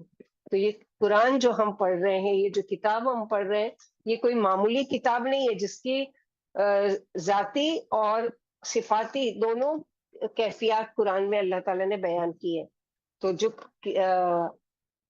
کرام برارہ یعنی ایسے فرشتے جو معزز بھی ہیں اور نیک بھی ہیں، تو جو پڑھتے ہیں وہ بھی اللہ کے نزدیک میں کرام برارہ ہیں، وہ نیک ہیں اور معزز ہیں، لانے والے بھی بہت ہی معزز اور اکرام والے، یعنی جو فرشتے نبی صلی اللہ علیہ وسلم تک یہ پیغام پہنچا رہے ہیں، اللہ تعالیٰ نے ان کو عزت بخشی، یعنی مقام کے اعتبار سے معزز اور کام کے اعتبار سے نیک، اللہ تعالیٰ نے فرشتوں کی یہ صفات کیوں بتائی کہ یہ جو فرشتے لائے وہ کتاب کتنی مکرم ہے کہ اس کو رونما یعنی اس کو اونچا رکھتے ہیں، اس پر پھلانگ کر نہیں گزرتے، اس کو نیچے نہیں رکھتے، اس کے اوپر کوہنی لگا کر نہیں بیٹھتے، اور نہ اس پر کچھ اور رکھ کر لکھنا چاہیے، کیونکہ حدیث میں آتے کہ قرآن کو تکیہ مت بناؤ، پڑھتے پڑھتے اس پر کونی رکھ کر بیٹھ جانا یا وہ کھلا رکھا ہوا چھوڑ دینا اور ادھر ادھر کی فضول باتیں ہو رہی ہے. اور اسی طرح قرآن پڑھنے پڑھانے والوں کو بھی نیک اخلاق اطوار افعال سب میں نیک ہونا چاہیے، اس کی بھی عزت ہونی چاہیے. کرامم برارہ، اس کی بھی عزت ہونی چاہیے. جو شخص دنیا میں قرآن کی خدمت کرے کسی بھی طرح سے وہ اللہ کے ہاں معزز ہے، اور عام انسانوں کو بھی اس کی عزت کرنی چاہیے، شخصیت پرستی کے لیے نہیں بلکہ اس لیے کہ وہ قرآن کا حاصل ہے، خادم ہے، اور اپنے آپ میں ایک آنر سمجھے، اپنے آپ کو ایک عزت والا سمجھے.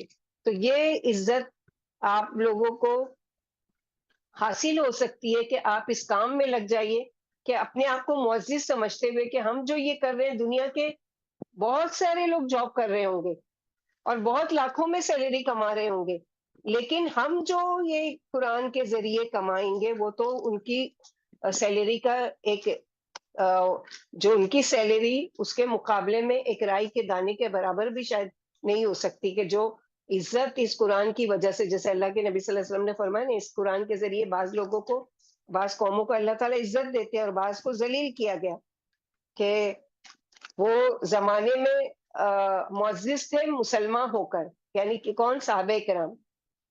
اور تم دنیا میں خوار ہوئے تاریخ قرآن ہو کر، یعنی تم نے قرآن کو چھوڑ دیا، آج قرآن سے تم نے منہ موڑ لیا اور قرآن کو بس قسم کھانے کی چیز سمجھا ہوا ہے، یا قرآن کو بس اتنی معزز ہے کہ اس کو ہاتھ لگانا بھی نہیں گوارا سمجھتے کہ سال بھر میں ایک دفعہ اس کو ہاتھ لگانا یا اس کی تلاوت کرنا اور یہ ساری چیزیں. تو اللہ سبحانہ و تعالیٰ یہاں پر اسی کا ذکر کر رہے ہیں کہ قرآن کوئی معمولی چیز نہیں ہے. ہم لوگوں نے اتنی ڈیٹیل میں قرآن کی ذاتی اور صفات کیوں پڑھی کہ ہم کو خود احساس ہو کہ ہم جو کام کر رہے ہیں وہ کتنا بہترین ہے تمام کاموں میں سے، جس کے لیے ہوا خیر مما یجمعون، اور جو اس کو جمع کر کے اپنے سینے میں جائے گا تو اس کے لیے تو قبر، جو اگلا ذکر آ رہا ہے قبر کا، تو اس کو قبر میں بھی عزت دیں گے اللہ تعالیٰ. یہ خود قرآن ایک خوش شکل میں آ کر آپ کا دوست، آپ کا آنیس، آپ کا وحشت کا ساتھی بنے گا قبر میں. اللہم اجعلنا منہم، اللہ کرے کہ ہم ایسا قرآن کا حق ادا کرنے کی کوشش کریں. کر تو نہیں سکتے کوئی بھی حق ادا، نہ اللہ تعالیٰ کا نہ اللہ تعالیٰ کے کلام کا، لیکن ایک کوشش میں ہی کوشش کرتے کرتے ہی اس دنیا سے جائیں کہ اللہ سبحانہ و تعالیٰ کے ہم معزز کہلائیں، اور قیامت کے دن آل عمران اور بقرہ والے ایک الگ سائبان میں ہوں گے جن کو لوگ دور سے دیکھ کے رش کر رہے ہوں گے، اور یہ ایک جھنڈ میں چل رہے ہوں گے، پرندوں کے سائبانوں میں ہوں گے اور یہ کریں گے. کتنی عزت کی بات، یعنی قرآن کتنے لوگوں کو، کہ نہ صرف یہ کہ پڑھانے والوں کو بلکہ ان کے والدین کو، جنہوں نے ان کو پڑھنے پڑھانے میں عزت دی تھی. ہم لوگوں کا ٹاپک یہی چل رہا ہے اور ہم لوگ پڑھ چکے ہیں کہ صحابہ کرام کی زندگی پر کیا اثر تھا. اب یہ سیٹرڈے تو نہیں لے سکیں گے، لیکن انشاءاللہ باذن اللہ آگے اسی ٹاپک کو، کہ قرآن کی بہت ساری چیزیں ہیں جس کو ہم پڑھیں گے. تو یہ بِأَيْدِي سفرہ، ہاتھوں میں ہے لکھنے والوں کے، یعنی وہ فرشتے جو لوح محفوظ میں اس کو لکھ رہے تھے. پھر وہاں سے یکبارگی آسمانی دنیا پر نازل ہوا، اور وہاں سے پھر اللہ سبحانہ و تعالیٰ اس کو کیا کرتے ہیں کہ تھوڑا تھوڑا کر کے 23 سال میں اس کو اتارا گیا. قتل الانسان ما اکفرہ، مارا جائے انسان بڑا ہی ناشکرا ہے. یعنی اتنی بڑی اللہ نے نعمت بھیجی اور وہ اس کی قدردانی نہیں کرتا، اس سے غافل ہے، لعنت کے لیے ہے. یعنی قتلہ کیا ہے کہ عربی محاورہ ہے، ماضی کا صیغہ ہے، ماضی مجہول، جیسے رضی اللہ عنہ، اللہ اس سے راضی ہو گیا. تو قتلہ مارا جائے بد دعا کے سینس میں استعمال ہوتا ہے. اکفرا تعجب سے، یعنی کتنا ناشکرا ہے. یعنی اللہ سبحانہ و تعالیٰ نے اتنی بڑی اس کو نعمت دی اور وہ اس سے منہ موڑتا ہے، اللہ کی اس کتاب سے، اس نصیحت سے منہ موڑتا ہے، اس کو چھوٹی چیز سمجھتا ہے، اس کی طرف توجہ نہیں دیتا ہے، اس کو اہمیت نہیں دیتا ہے. اب انسان کو اس کی اوقات یاد دلائی جا رہی ہے. اور زندگی بعدل موت نہ ماننے والوں کی برائی یعنی ناشکری کی حد ہو گئی. انسان محض اپنے خیال سے ایک چیز کو ناممکن سمجھ کر جہالت کے باوجود بغیر دلیل کے اللہ کی باتوں کو جھٹلا دیتا ہے. واقعی انسان بڑا ناشکرا ہے. آخر اسے کس چیز نے آخرت جھٹلانے پر آمادہ کیا؟ پھر اللہ سبحانہ و تعالیٰ اس کی جو وہ ہے اس کی اصلیت، کہتے ہیں نا جب کسی کا بہت تکبر کرتا ہے تو اپنے ان دنوں کو بھی یاد کرو جب تم کیا تھے.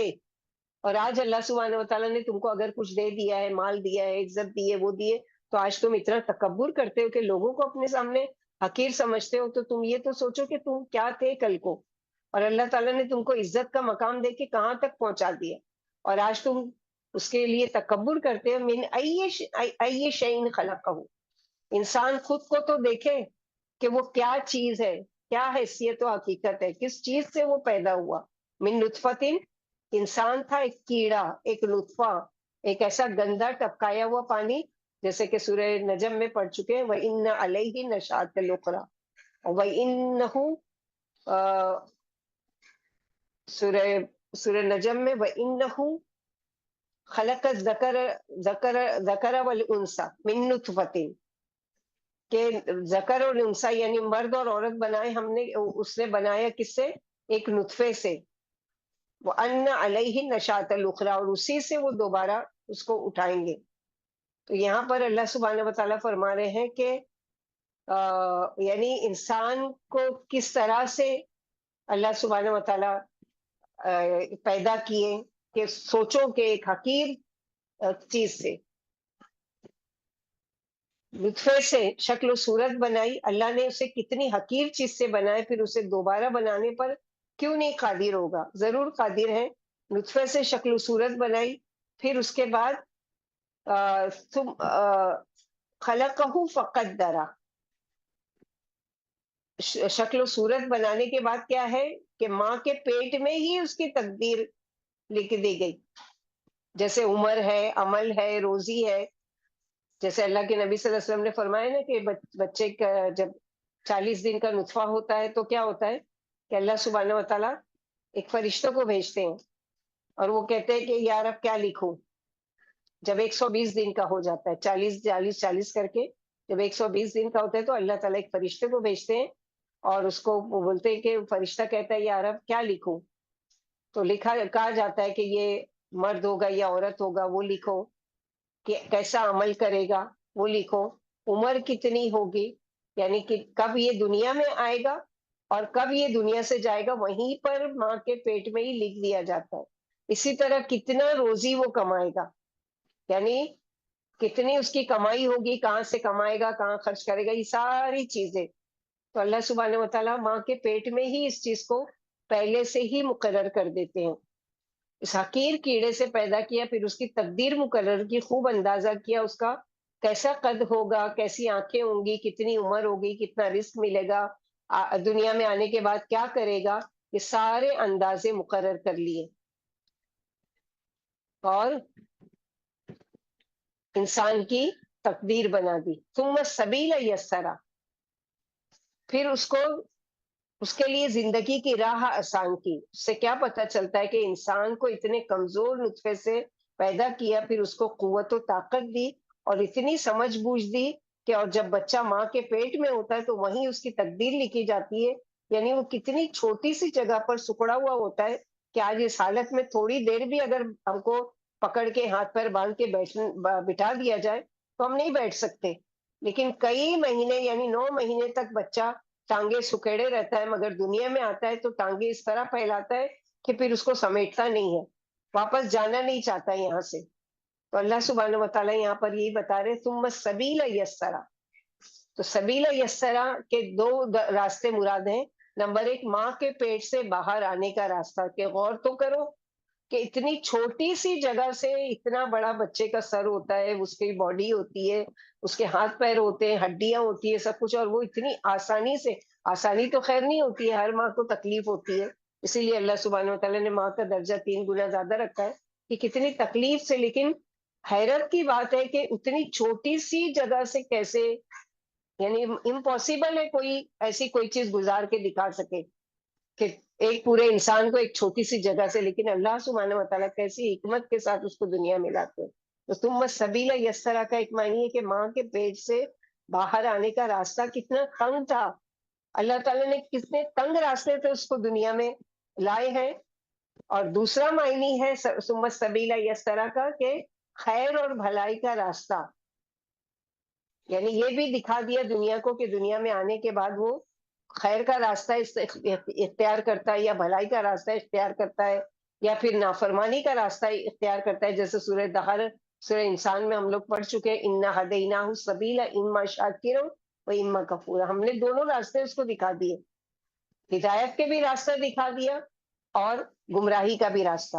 اب چاہیے کہ وہ انا ہدیناہ السبیل اما شاکرا و اما کفورا، چاہے کہ وہ شکر گزار بنے، یعنی یہ ساری چیزوں کو اس کی اوقات یاد دلائی جا رہی ہے، اس کی اصل حقیقت یاد دلائی جا رہی ہے، اس کے نکلنے کا راستہ یاد دلایا جا رہا ہے کہ انسان سوچے تو صحیح اور ان ساری چیزوں پر غور و فکر تو کرے، اور اس کے بعد کیا ہے، غور و فکر کرنے کے بعد اللہ کا شکر ادا کرے اور اللہ سبحانہ و تعالیٰ کا شکر ادا کرے، ناشکری نہیں کرے. پھر اس کے بعد کیا کیا، ثم اماتہ فاقبرہ، پھر اللہ اس کو موت دیتے ہیں واپسی، پھر اس کو قبر میں ڈالا جاتا ہے. یہاں ایک عام بات ہے کہ ہر شخص کی قبر ہوتی ہے. قبر مٹی کا ڈھیر بھی ہو سکتا ہے یا چھوٹی سی کوٹری بھی ہو سکتی ہے، بلکہ قبر وہ جگہ ہے جہاں انسان مرنے کے بعد زمین میں جاتا ہے، چاہے وہ چند فٹ کی ہو یا چند میل میں ہو، پوری زمین میں پھیل جائے. تو اللہ سبحانہ و تعالیٰ نے قبر کا بھی ذکر کیا اور قبر کے عذاب کا بھی ذکر کیا. جیسے بعض لوگ جو ہے انکار کرتے ہیں اور قرآن میں ہیلے بہانے ڈھونڈتے ہیں کہ قبر کے عذاب کا کہاں ذکر ہے، تو قبر کے عذاب کا بھی ذکر ہے اس میں. قبر کا مطلب کسی چیز کو چھپانا یا دفن کرنا. سورہ مائدہ آیت نمبر 31 میں ہم لوگ پڑھ چکے. سب سے پہلی قبر جو زمین پر بنائی گئی وہ کس کی تھی، کہ حابیل کی، کہ فبعث اللہ غرابا یبحث فی الارض لیریہ کیف یواری سوءۃ اخیہ. پھر اللہ تعالیٰ نے ایک کوا بھیجا جس نے زمین کھودی تاکہ قابیل کو دکھائے جس نے قتل کیا تھا اپنے بھائی کو، کہ وہ اپنے بھائی کی لاش کو کیسے چھپا سکتا ہے. تو سب سے پہلی قبر بھی کھودنے کا طریقہ اللہ سبحانہ و تعالیٰ نے انسان کو سکھایا. کیسے، کہ 2 کووں کو بھیجا، ان بھائیوں کی طرح ان لوگ دونوں بھی آپس میں لڑے اور اس نے ایک کوے کو مار ڈالا، اور مارنے کے بعد اپنی چونچ سے اس نے زمین کو کھودا. کھودنے کے بعد اتنا گہرا وہ کیا کہ اس میں اس کو ڈالا اور مٹی برابر کر دیا. جب یہ دیکھا قابیل نے تو کہنے لگا کہ ہائے افسوس، یعنی میں اس سے غراب سے بھی، غراب کوے کو کہتے کہ غراب سے بھی زیادہ گئے گزرا ہو گیا، کہ اس کو تو اللہ تعالیٰ نے یہ سمجھ دی، عقل دی کہ یہ کر چکا، اور میں بیٹھ کے سوچ رہا ہوں کہ اب اپنے بھائی کی لاش کو کیا کروں. سورہ عبس کی آیت نمبر 21 میں اللہ تعالیٰ کا ارشاد ہے فَأَقْبَرَهُ. عرب لوگ کہتے ہیں اقبرت الرجل، یعنی میں نے آدمی کو دفن کیا. جب کوئی آدمی کہے کہ میں نے اس کے لیے قبر بنائی اور اسے قبر میں ڈالا تو اس کا مطلب ہے میں نے اس کو دفن کیا. اور قبر کی زندگی کو برزخ یعنی پردے کی زندگی یا عالم برزخ بھی کہا جاتا ہے. سورہ مومنون آیت نمبر 100 میں اللہ تعالیٰ فرماتے ہیں وَمِن وَرَائِهِمْ بَرْزَخٌ إِلَى يَوْمِ يُبْعَثُونَ. ان سب مرنے والوں کے پیچھے ایک پردہ حائل ہے اس دن تک کے لیے جب وہ قبروں سے اٹھائے جائیں گے. مرنے کے بعد میت مٹی میں دفن ہو یا پانی میں غرق ہو یا درندے اسے کھا جائیں یا جلا کر اسے راکھ بنا دیا جائے، جہاں جہاں میت کا جسم یا جسم کے ذرات یا ذرے ٹھہریں گے وہی اس کی قبر کہلائے گی، اور وہیں سے اللہ سبحانہ و تعالیٰ اس کو دوبارہ یعنی اللہ سبحانہ و تعالیٰ اٹھائیں گے. اسی طرح اہل ایمان کو قبر میں جنت کی نعمتیں حاصل ہوتی ہیں. قبر مومن کے لیے سرسبز و شاداب باغ ہے جس میں 14ویں کے چاند جیسی روشنی ہوگی. جیسے کہ حضرت ابو ہریرہ رضی اللہ عنہ سے روایت ہے، رسول اللہ صلی اللہ علیہ وسلم نے فرمایا بے شک مومن اپنی قبر میں سرسبز باغ میں ہوتا ہے جو اس کے لیے 70 ہاتھ تقریباً 105 فٹ یا 35 میٹر فراخ کر دیا جاتا ہے. اس میں 14ویں رات کے چاند جیسی روشنی ہوتی ہے. دوسری حدیث میں مومن کی قبر 70 در 70 یعنی 35 بائی 35 میٹر فراخ کرنے کے الفاظ آئے ہیں. قبر میں فراخی مومن کے نیک اعمال کی، یعنی جیسے اس کے عمل ہوں گے ویسے ہی اس کے مطابق اس کی قبر ہوگی. اہل ایمان کو قبر میں ان کی جنت والی رہائش گاہ صبح شام دکھائی جاتی ہے. حضرت عبداللہ بن عمر رضی اللہ تعالیٰ عنہ سے روایت ہے، رسول اللہ صلی اللہ علیہ وسلم نے فرمایا تم میں سے جب کوئی مرتا ہے تو اسے صبح و شام اس کا ٹھکانہ دکھایا جاتا ہے. اگر وہ جنتی ہے تو اسے جنتیوں والے محلات دکھائے جاتے ہیں، اور اگر جہنمی ہے تو جہنمیوں والا ٹھکانہ دکھایا جاتا ہے، اور اسے بتایا جاتا ہے کہ یہ ہے تیری رہائش گاہ، اللہ تعالیٰ قیامت کے روز تجھے یہاں بھیجیں گے. مومن کو قبر میں جنت کا بستر اور جنت کا لباس مہیا کیا جاتا ہے. مومن کی قبر میں جنت کی طرف ایک مستقل دروازہ کھول دیا جاتا ہے، جس کو دیکھ کر وہ تمنا کرتا ہے کہ مجھے جلدی یہاں پر پہنچایا جائے. اسی طرح عذاب قبر کا بھی ذکر ہے کہ حضرت عائشہ رضی اللہ تعالیٰ عنہا سے روایت ہے کہ یہودی عورت ان کے پاس آئی اور عذاب قبر کا ذکر کیا، اور حضرت عائشہ رضی اللہ تعالیٰ عنہا سے کہنے لگی اللہ تجھے عذاب قبر سے بچائے. حضرت عائشہ کہتی ہے میں نے رسول اللہ صلی اللہ علیہ وسلم سے عذاب قبر کے بارے میں سوال کیا تو آپ صلی اللہ علیہ وسلم نے ارشاد فرمایا ہاں عذاب قبر حق ہے. حضرت عائشہ رضی اللہ تعالیٰ عنہا کہتی ہیں اس کے بعد میں نے نبی کریم صلی اللہ علیہ وسلم کو کوئی ایسی نماز پڑھتے نہیں دیکھا جس میں آپ نے عذاب قبر سے پناہ نہیں مانگی. اور جیسا کہ ہم لوگ اس سے پہلے بھی پڑھ چکے ہیں کئی اس میں کہ آپ چار چیزوں سے سلام پھیرنے سے پہلے ضرور پناہ مانگا کرتے تھے. اللہم انی اعوذ بک من عذاب القبر وعذاب جہنم ومن فتنۃ المحیا والممات ومن فتنۃ من مسیح الدجال. کہ اس کی اہمیت کے مطابق کہ کتنی اہم چیزیں ہیں یہ کہ جس سے پناہ مانگنا چاہیے کہ انسان کے لیے یا تو وہ خیر کی چیز بنے گی، جنت کے باغوں میں سے ایک باغ بنے گی، یا جہنم کے گڑھوں میں سے ایک گڑھا بنے گی. اللہ تعالیٰ ہماری قبروں کو کشادہ اور روشن کرے، ہماری قبروں کو جنت کے باغوں میں سے باغ بنائے، اور ہمارے والدین کے لیے بھی اللہ تعالیٰ ان کی مغفرت کرے، ان کے درجات بلند کرے. رسول اکرم صلی اللہ علیہ وسلم کو اللہ تعالیٰ نے بذریعہ وہی عذاب قبر کے بارے میں بتا دیا تھا، جیسے ہم لوگ کئی مرتبہ پڑھ چکے نا کہ حضرت عائشہ رضی اللہ تعالیٰ عنہ کہتی ہے رسول اللہ صلی اللہ علیہ وسلم میرے یہاں تشریف لائے، اس وقت میرے پاس ایک یہودی عورت بیٹھی ہوئی تھی اور کہہ رہی تھی تم لوگ قبروں میں آزمائے جاؤ گے، یعنی عذاب دیے جاؤ گے. رسول اکرم صلی اللہ علیہ وسلم نے یہ بات سنی اور گھبرا گئے، فرمایا بے شک یہودی عذاب دیے جائیں گے. حضرت عائشہ رضی اللہ عنہا کہتی ہیں اس کے بعد ہم نے کئی راتیں وحی کا انتظار کیا، پھر ایک روز رسول اللہ صلی اللہ علیہ وسلم نے فرمایا میری طرف وحی کی گئی ہے کہ تم لوگ قبروں میں آزمائے جاؤ گے. حضرت عائشہ رضی اللہ عنہا کہتی ہے اس کے بعد میں نے آپ صلی اللہ علیہ وسلم کو ہمیشہ عذاب قبر سے پناہ مانگتے ہوئے سنا. کافروں کو قبر میں عذاب دیا جاتا ہے اور ان کے چیخنے چلانے کی آواز انسانوں اور جنوں کے علاوہ سارے جانور سنتے ہیں. حضرت ایوب رضی اللہ عنہ سے روایت ہے نبی کریم صلی اللہ علیہ وسلم سورج غروب ہونے کے بعد گھر سے نکلے تو قبرستان میں ایک آواز سنی. آپ نے ارشاد فرمایا یہودیوں کو ان کی قبروں میں عذاب دیا جا رہا ہے. اللہم اغفر لنا من عذاب اللہم انی اعوذ بک من عذاب القبر. بہت سے لوگ انکار کرتے ہیں کہ قرآن میں کہیں ذکر نہیں کیا گیا عذاب قبر کا، یعنی حدیث میں تو ملتا ہے لیکن قرآن میں کہیں ذکر نہیں کیا گیا ہے. تو اللہ سبحانہ و تعالیٰ نے سورہ مومن آیت نمبر 45-46 میں فرمایا وَحَاقَ بِآلِ فِرْعَوْنَ سُوءُ الْعَذَابِ النَّارُ يُعْرَضُونَ عَلَيْهَا غُدُوًّا وَعَشِيًّا وَيَوْمَ تَقُومُ السَّاعَةُ ادْخُلُوا آلَ فرعون اشد العذاب. آل فرعون بدترین عذاب کے پھیر میں آ گئے، جہنم کی آگ کے سامنے وہ صبح شام پیش کیے جاتے ہیں، اور جب قیامت کی گھڑی آئے گی تو حکم ہوگا کہ آل فرعون کو شدید ترین عذاب میں داخل کرو. تو اس کا ثبوت ملتا ہے کیونکہ فرعون تو پانی میں غرق ہوا، اب پانی میں تو نہیں آگ لگا دی جاتی ہے کہ وہاں پر وہ صبح شام، بلکہ جہاں بھی اس کی قبر ہے، حالانکہ اس کی ممی اس کا جسم جو ہے وہ تو میوزیم میں موجود ہے لیکن پھر بھی اس کو عذاب دیا جا رہا ہے. اب کس شکل میں دیا جا رہا ہے کیسے، لیکن اللہ سبحانہ و تعالیٰ نے قرآن میں اگر ہم کو بتا دیا سورہ مومنون میں تو ہمارا ایمان ہے کہ اس کو عذاب دیا جا رہا ہوگا. اب کس شکل میں دیا جا رہا ہو، تمام جو کافر اور مشرکین ہیں جو اللہ سبحانہ و تعالیٰ کی کا انکار کرتے ہیں، اللہ سبحانہ و تعالیٰ اس کے ساتھ یہی معاملہ کریں گے جس کا قرآن اور احادیث میں ہم لوگوں کو اس کا ثبوت ملتا ہے. پھر اللہ نے اسے موت دے کر قبر میں اتارا. جب ان سب باتوں کا اقرار کرتے ہو تو پھر دوبارہ پیدا کرنے والے، یعنی تم اقرار تو کرتے ہو کہ دفن کیے جاتے ہیں قبر میں، تم خود مشرک ہوتے ہوئے مردوں کو دفن کرتے، تو تو दोबारा पैदा करने पर अल्लाह क्यों आजिज हो सकते हैं? वो अल्लाह ही क्या जो आजिज हो? कुरान की इस्तिलाह में जिंदगी बादल मौत को बास या नुशूर कहते हैं। फरमाया वमिन आयाती ही अन खलककुम, सूरह रूम आयत नंबर 20 में अल्लाह की एक निशानी ये भी है कि उसने तुम्हें मिट्टी से बनाया, फिर तुम इंसान बनकर फैल गए। और दूसरी जगह सूरह बकरा आयत नंबर 259 में वंजुर इलल इज़ामी कैफ़ नुनशिज़ुहा सुम्मा नक्सूहा लामा, तो वहां भी नुशूज है। हड्डियों को देखो हम किस तरह इन्हें जिंदा करते हैं और कैसे इन पर गोश्त चढ़ाते हैं।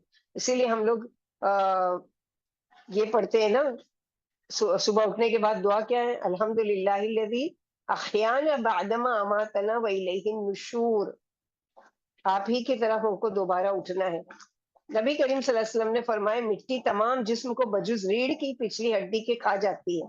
यानी रीढ़ की हड्डी में जो मनका होता है वो बाकी रह जाता है, बाकी सब हड्डी पिछली यानी बिल्कुल रेजा रेजा होकर मिट्टी में मिल जाती है। साहबा कराम ने पूछा वो क्या है? फरमाया वो राई के दाने के बराबर है, उसी से फिर तुम्हारी पैदाइश होगी। इसी से पैदा किया गया था और उसी से फिर पैदा किया जाएगा। ये नाशुक्रा समझता है कि मैंने तन मन धन हर तरह से अल्लाह की नेमतों का शुक्र अदा कर दिया, लेकिन ये कभी फराइज भी पूरे अदा नहीं कर सकता। जैसे ये ना कल्ला लम्मा यकदीमा अमरा, यानी ये क्या समझता है अपने आप को कि मैंने अल्लाह ताला का सब हक अदा कर दिया, तो हरगिज नहीं कर सकता। ये हरगिज नहीं, इसने वो फर्ज ही नहीं अदा किया जिसका अल्लाह ने उसको हुक्म दिया था। वो करके ही नहीं आया जो उसको करने के लिए भेजा गया था। ऐसे ही आ गया, जबकि वापस तो आना ही था, कहीं और तो फरार थी ही नहीं। क्योंकि अल्लाह ताला ने हमको बेमकसद नहीं भेजा, हमारी रहनुमाई के लिए रसूल भेजे। वो गाइड करने के लिए बुक भेजी कुरान की शक्ल में, वो खोल कर देखा भी नहीं कि किस तरह जिंदगी गुजारना थी। जैसे कि एक तालिबे इल्म स्कूल में दाखिला तो ले ले, मगर बुक को या बैग को खोल कर ही नहीं देखे, तो क्या वो इम्तिहान पास कर सकेगा? तो मैंने तो इन किताबों को इतना यानी अगर वो आकर ये कहे कि मैंने तो अपने बैग को खोलकर नहीं देखा, इसलिए कि उसको इतनी हिफाज़त से रखा, इतना सँभाल के रखा कि वो गंदी नहीं और बिल्कुल नई रखी। क्या ये कहना उसका मान लिया जाएगा? तो हमने भी तो कुरान के साथ ऐसे ही मामला रखा है ना। जैसे कि मिसाल के तौर पर हम लोग कोई भी चीज़ ये खरीदते हैं, वॉशिंग मशीन है या फ्रिज है या जो भी है, अब उसको हम लोगों को कैसे मेंटेन करना है, कैसे उसको वो करना है, हमको नहीं आता है। फिर हम एक वो जो कैटलॉग दिया जाता है, उसके ज़रिए से हम उसको देखते हैं। अच्छा, ये वायर कहाँ फिट होगा और इसको क्या किया जाएगा और कैसे वो किया, हम हमारे ज़हन में आए वो तो कोई आदमी आके कर गया, तो वो आदमी भी तो कहीं से सीखा ना किताब से। माँ के पेट से तो नहीं सीख कर आया, उसने भी कहीं पढ़ा ना कि इस तरह से उसको वो किया जाएगा, असम्बल किया जाएगा या जो भी किया जाएगा। तो कुरान भी हमको किस तरह से ज़िंदगी गुज़ारना है, किस तरह से हम लोगों को अपनी इस्लाह करनी है, कौन से काम है जो अल्लाह की नाराज़गी वाले हैं उसको छोड़ना है, कौन से काम है जो अल्लाह की रज़ा के वो करना है, ये सारी चीज़ें हमको कहाँ मिलेगी? या तो कुरान से मिलेगी और या अल्लाह के नबी सल्लल्लाहु अलैहि वसल्लम के तरीक़े में मिलेगी। यही 2 चीज़ें, यही 2 सोर्स ऑफ इल्म है हमारे लिए, कि यहाँ से ही हम लोगों को लेना है और कोई तो तीसरी चीज़ है ही नहीं, कि जहाँ से हम जाके सीख लें कि अच्छा कोई हमको बताए कि हमको दीन सिखाओ, तो वो दीन भी कहाँ से सिखाएगा?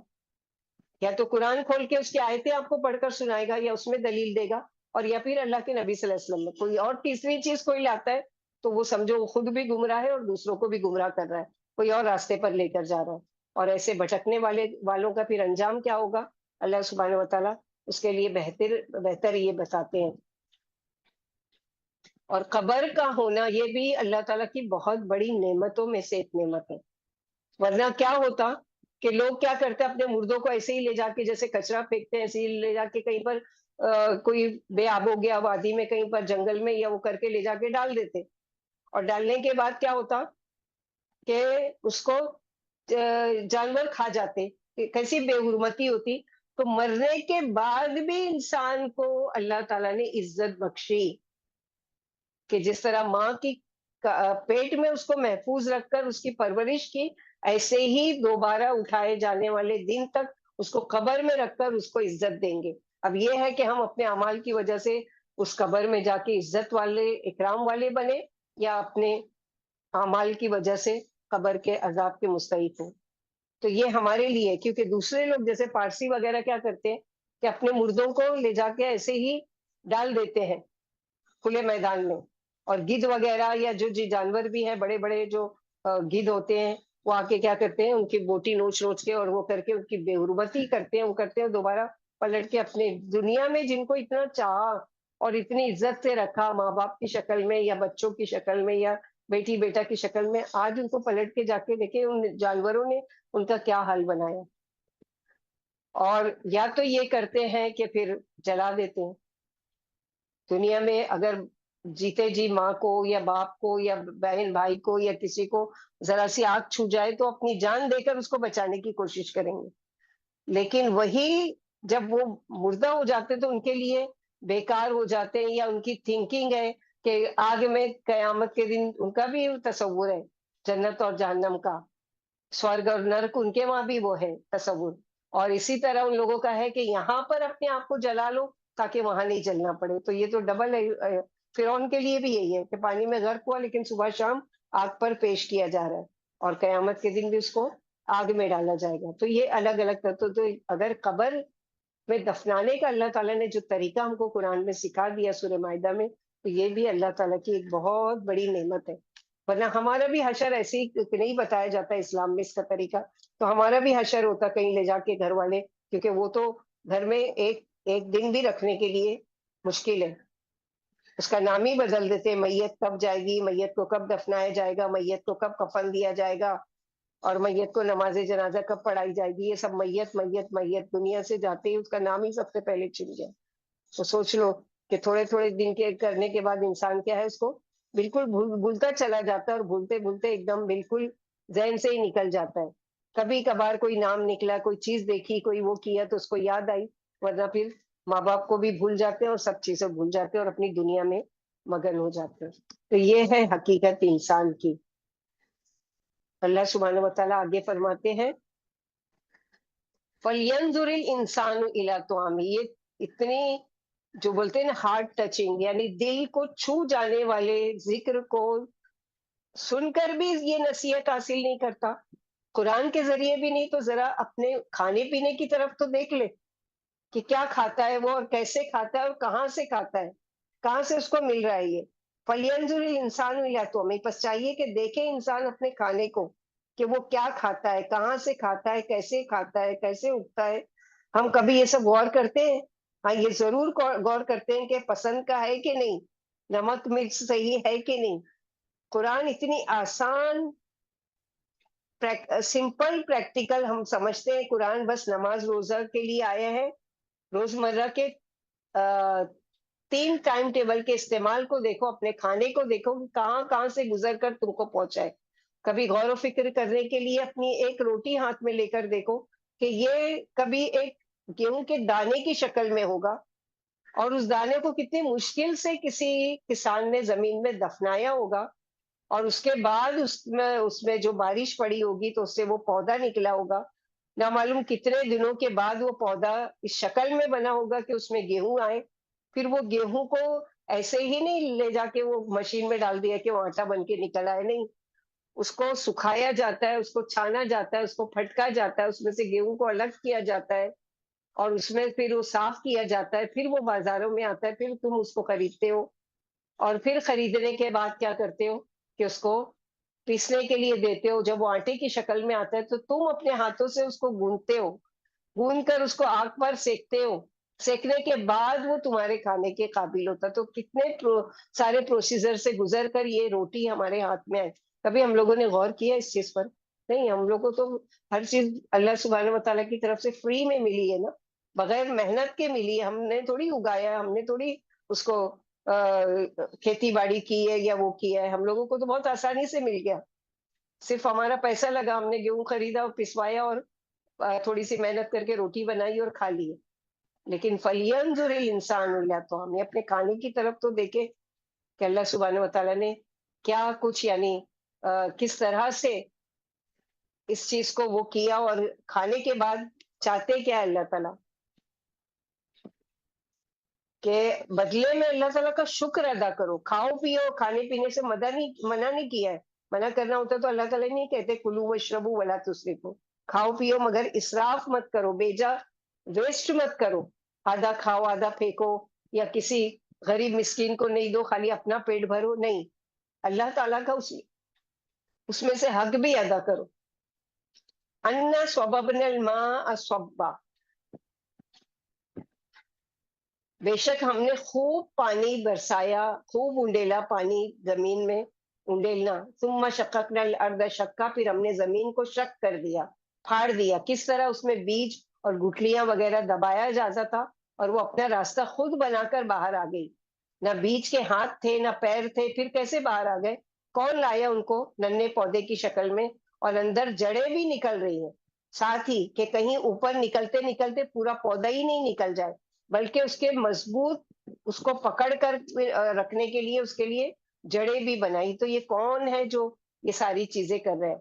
سبا کہتے ہیں اکٹھا انڈیلنا، جیسے جہنمیوں کے لیے سب راسی آتا ہے نا، کہ ان کے سروں پر انڈیلا جائے گا جہنم کا کھولتا ہوا پانی، اللہ ملا جلنا ملے گی.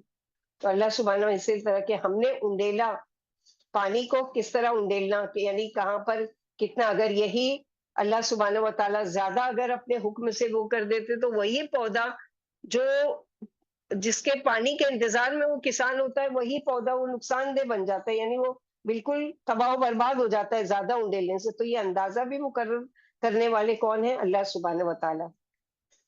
ثم شققنا الارض شقا، پھر ہم نے پھاڑا اس کو، یعنی اس سے نکالا اس کے دانے کو، جو دانا اس نے بویا تھا. فَأَنبَتْنَا فِيهَا حَبًّا، پھر ہم نے اگائے اس میں غلے. حب کہتے ہیں دانے کو، اور دو بار اگر حب کہا جائے تو وہ کیا ہوتا ہے؟ تربوز کو کہا جاتا ہے عربی میں حب. وعنبا، اور انگور، عناب اس کی جمع ہے، اور اگر ارنب ہو تو خرگوش کو کہتے ہیں. تو یہاں پر یہ عنب کی جمع، اور ارنب اگر ہو تو خرگوش کو ارنب کہتے ہیں. وقدبہ، اور ترکاریاں وہ جو توڑ لو تو پھر اگاتی ہے، جیسے پالک چولائی وغیرہ. وزیتون، اور زیتون بنایا. ونخلا، اور کھجور. وحدائق غلبہ، اور گھنے باغات، ایسے درخت جس کی شاخیں دوسری درختوں سے لپٹی ہوئی ہو. غلبہ. وفاکہۃ و ابا، اور پھل اور چارہ، وہ چارہ جو خود سے اگائے جیسے جنگل وغیرہ میں اگاتے ہیں. اور فاکہہ میں خشک اور تر دونوں قسم کے میوے. حدائقہ غلبہ، حدائقہ وہ باغ جو خوب گھنا ہو اور آس پاس باؤنڈری وغیرہ ہو. ابا چارہ جانور کے لیے، اور ابا ایسی گھاس یا چارہ جو جانوروں کے چرنے کے لیے، کھانے کے لیے بالکل تیار ہو. ساری چیزیں انسان اور حیوان کے لیے کھاؤ پیو، مگر آخرت کو نہیں بھولنا، کہ اللہ سبحانہ و تعالیٰ نے تم کو جس مقصد کے لیے دنیا میں بھیجا ہے اس کو نہیں بھول جانا. بلکہ کیا ہے، اس چیز کو یاد رکھنا کہ اپنے مقصد کو، کہ تمہارا دنیا میں آنے کا مقصد کیا ہے. اور ہم سارے کام تو کر رہے ہیں لیکن اپنے مقصد کو ہی بھول گئے کہ اللہ تعالیٰ نے ہم کو دنیا میں بھیجا کیوں ہے، کہ ہمارے دنیا میں آنے کا مقصد ہے کہ وما خلقت الجن والانس الا لیعبدون. تو اس آیت کا یہ مطلب ہے کہ اللہ سبحانہ و تعالیٰ کے ہاں جیسے کہ فیصلے کا ایک دن مقرر ہے آنے پر، اللہ اس کو دوبارہ پیدا کریں گے جب انسان کی تقدیر کی تحریر پوری ہو جائے گی. یعنی دنیا میں آ کر انسان کی قسمت میں جو کام کرنے مقدر ہو چکے ہیں وہ سب کام جب تک اللہ کے اندازے کے مطابق پورے نہ ہو جائیں اس وقت تک قیامت نہیں آئے گی. پھر اللہ سبحانہ و تعالیٰ کا احسان دیکھو، ہم نے تمہیں غذا دی. یہ بھی زندگی بعد الموت کا ایک نمونہ ہے. جیسے خشک و غیر آباد زمین سے اور مردہ بیج سے زندہ نباتات پیدا ہو جاتی ہے اور اس سے غذا مہیا ہوتی ہے، اسی طرح ایک روز اللہ تعالیٰ تمہیں بھی زندہ کریں گے. دیکھتے نہیں ہم نے آسمان سے پانی برسا کر اسے زمین میں پہنچا کر ٹھہرا دیا، پھر ہمارے حکم سے پانی نے زمین میں پڑے ہوئے دانے میں اثر کیا. پانی کی رطوبت اور زمین کی حرارت دونوں نے مل کر دانے کو پھاڑا اور ننھا سا نازک درخت پیدا ہو گیا، اور تمام جنگل سبزے سے لہرانے لگے. کہیں اناج ہے تو کہیں پھل پھول ہے، کہیں زیتون ہے جس کا تیل روٹی سے کھایا جاتا ہے، اور کہیں کھجوروں کے جھنڈ جن کے پھل گدرائے ہوئے بھی کھائے جاتے ہیں اور پکے ہوئے بھی، اور ان کا شیرہ بھی بنایا جاتا ہے اور سرکہ بھی. اب ایک دفعہ عمر رضی اللہ عنہ نے ممبر پر یہ صورت پڑھی، جب اس آیت پر پہنچے تو فرمایا ہم فاکہہ تو फाकिहतुन को तो खूब जानते हैं, यानी मेवे खुश्क हैं या तर है, लेकिन ये अब क्या है? फिर फरमाया उमर रज़ियल्लाहु ताला ने, ये तकल्लुफ़ छोड़ो, यानी अब की शक्ल व सूरत और इसका तय्युन मालूम नहीं, वरना इतना तो मालूम है कि ये ज़मीन की कोई बूटी है, क्योंकि पहले फ़अंबतना गुज़र चुका है। तो अब अंबतना से है, यानी ये सब कुछ तुम्हारी ज़िंदगी कायम रखने और तुम्हें और तुम्हारे जानवरों को फ़ायदा पहुँचाने के लिए अल्लाह सुब्हानहू व तआला ने, यानी अल्लाह का एहसान है कि अल्लाह ताला ने हम लोगों को दुनिया में भेजकर हमको भूल नहीं गए, बल्कि हमारे टेस्ट के लिए कोई एक चीज़ भी पैदा कर सकते थे ना। जैसे बनी इसराइल के लिए मन और सलवा, बस 2 चीज़, मीठा चाहिए तो मन ले लो और अगर नमकीन चाहिए तो सलवा, तो ये सारी चीज़ें। लेकिन अल्लाह सुब्हानहू व तआला ने क्या किया कि हमारे टेस्ट के लिए, जैसे उन लोगों ने टेस्ट के लिए क्या कहा था कि कालू या मूसा लन नस्बिर अला तुआमिन वाहिदिन फदउ लना रब्बका युखरिज लना मिम्मा तुंबितुल अर्दु मिन बकलिया। उनको वो चीज पसंद नहीं आई, एक ही टेस्ट पसंद नहीं आया, एक ही चीज हम खा के सबर से नहीं रह सकते। हालांकि वो कितनी बड़ी नेमत थी अल्लाह ताला की कि बगैर मेहनत, बगैर जमीन में उगाए, बगैर पीसे, बगैर काटे, बगैर खरीदे, बगैर पैसे के उनको रेडीमेड मिल रहा था, बगैर पकाए।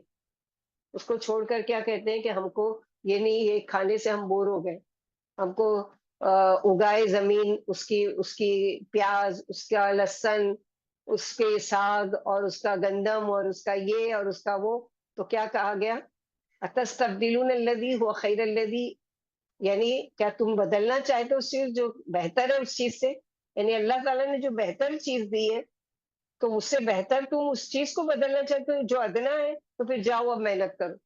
ये सब बगैर मेहनत के मिल रहा था, जाओ अब थोड़ा मेहनत करो, जाओ ढूंढो, उसको उगाओ, उसको काटो, उसको पकाओ, वो करो, ये सारी चीजें। तो अल्लाह सुब्हानहू व तआला ने हम लोगों के लिए चाहते तो खाली घास फूस पैदा कर देते ना, जानवरों की तरह, लेकिन अल्लाह ताला ने ये नहीं किया। कई वैरायटीज की चीजें, कई क्वालिटी की चीजें, कि रोज आना हमारे वहां एक खाना नहीं बनता, या हम 2 टाइम एक खाना भी नहीं खा पाते। पाँच दफा होता है ना, अगर दोपहर में मसलन दाल सब्जी तरकारी खा लिए तो नहीं, शाम को नहीं खा सकते, कुछ नॉन वेज जरूर चाहिए। तो वो हमारी जबान की टेस्ट का भी अल्लाह ताला ने ख्याल रखा कि उसके लिए भी मछली है, गोश्त है, और चिकन है, झींगा है, ये सारी सारी चीजें, यानी रोज बदल बदल बदल कर इतनी नेमतें खाते, क्या कभी अल्लाह ताला को शुक्र अदा करते कि अल्हम्दुलिल्लाह, बगैर किसी मेहनत के, बस थोड़ी सी मेहनत लगी, थोड़ा सा पैसा लगा, वो किया।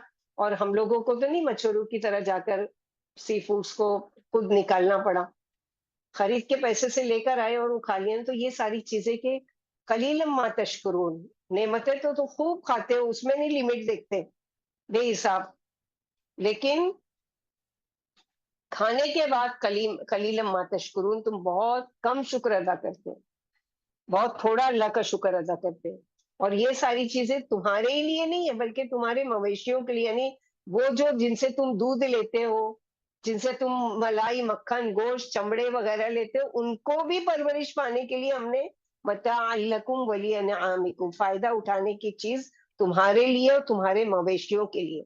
हालांकि बेचारे मवेशी सिर्फ एक चारा खाते हैं, मगर हमारे फायदे के लिए कितनी चीजें देते हैं, कि दूध भी उनसे लेते हैं, गोश्त भी उनसे लेते हैं, मलाई मक्खन भी उसी दूध से बनता है, और चमड़ा भी इस्तेमाल होता है, उनकी सारी चीजें हम लेते हैं, और बदले में उनको सिर्फ वो दिया जाता है। वो उस पर भी सब्र करके ये नहीं कहते कि एक चीज दे रहे हो तो एक ही चीज हम देंगे, नहीं, हर चीज, यानी अल्लाह सुब्हानहू व तआला के ताबे और फरमान और फर्मा बरदार, और एक इंसान जिसको बेशुमार अल्लाह ताला ने नेमतें दी है।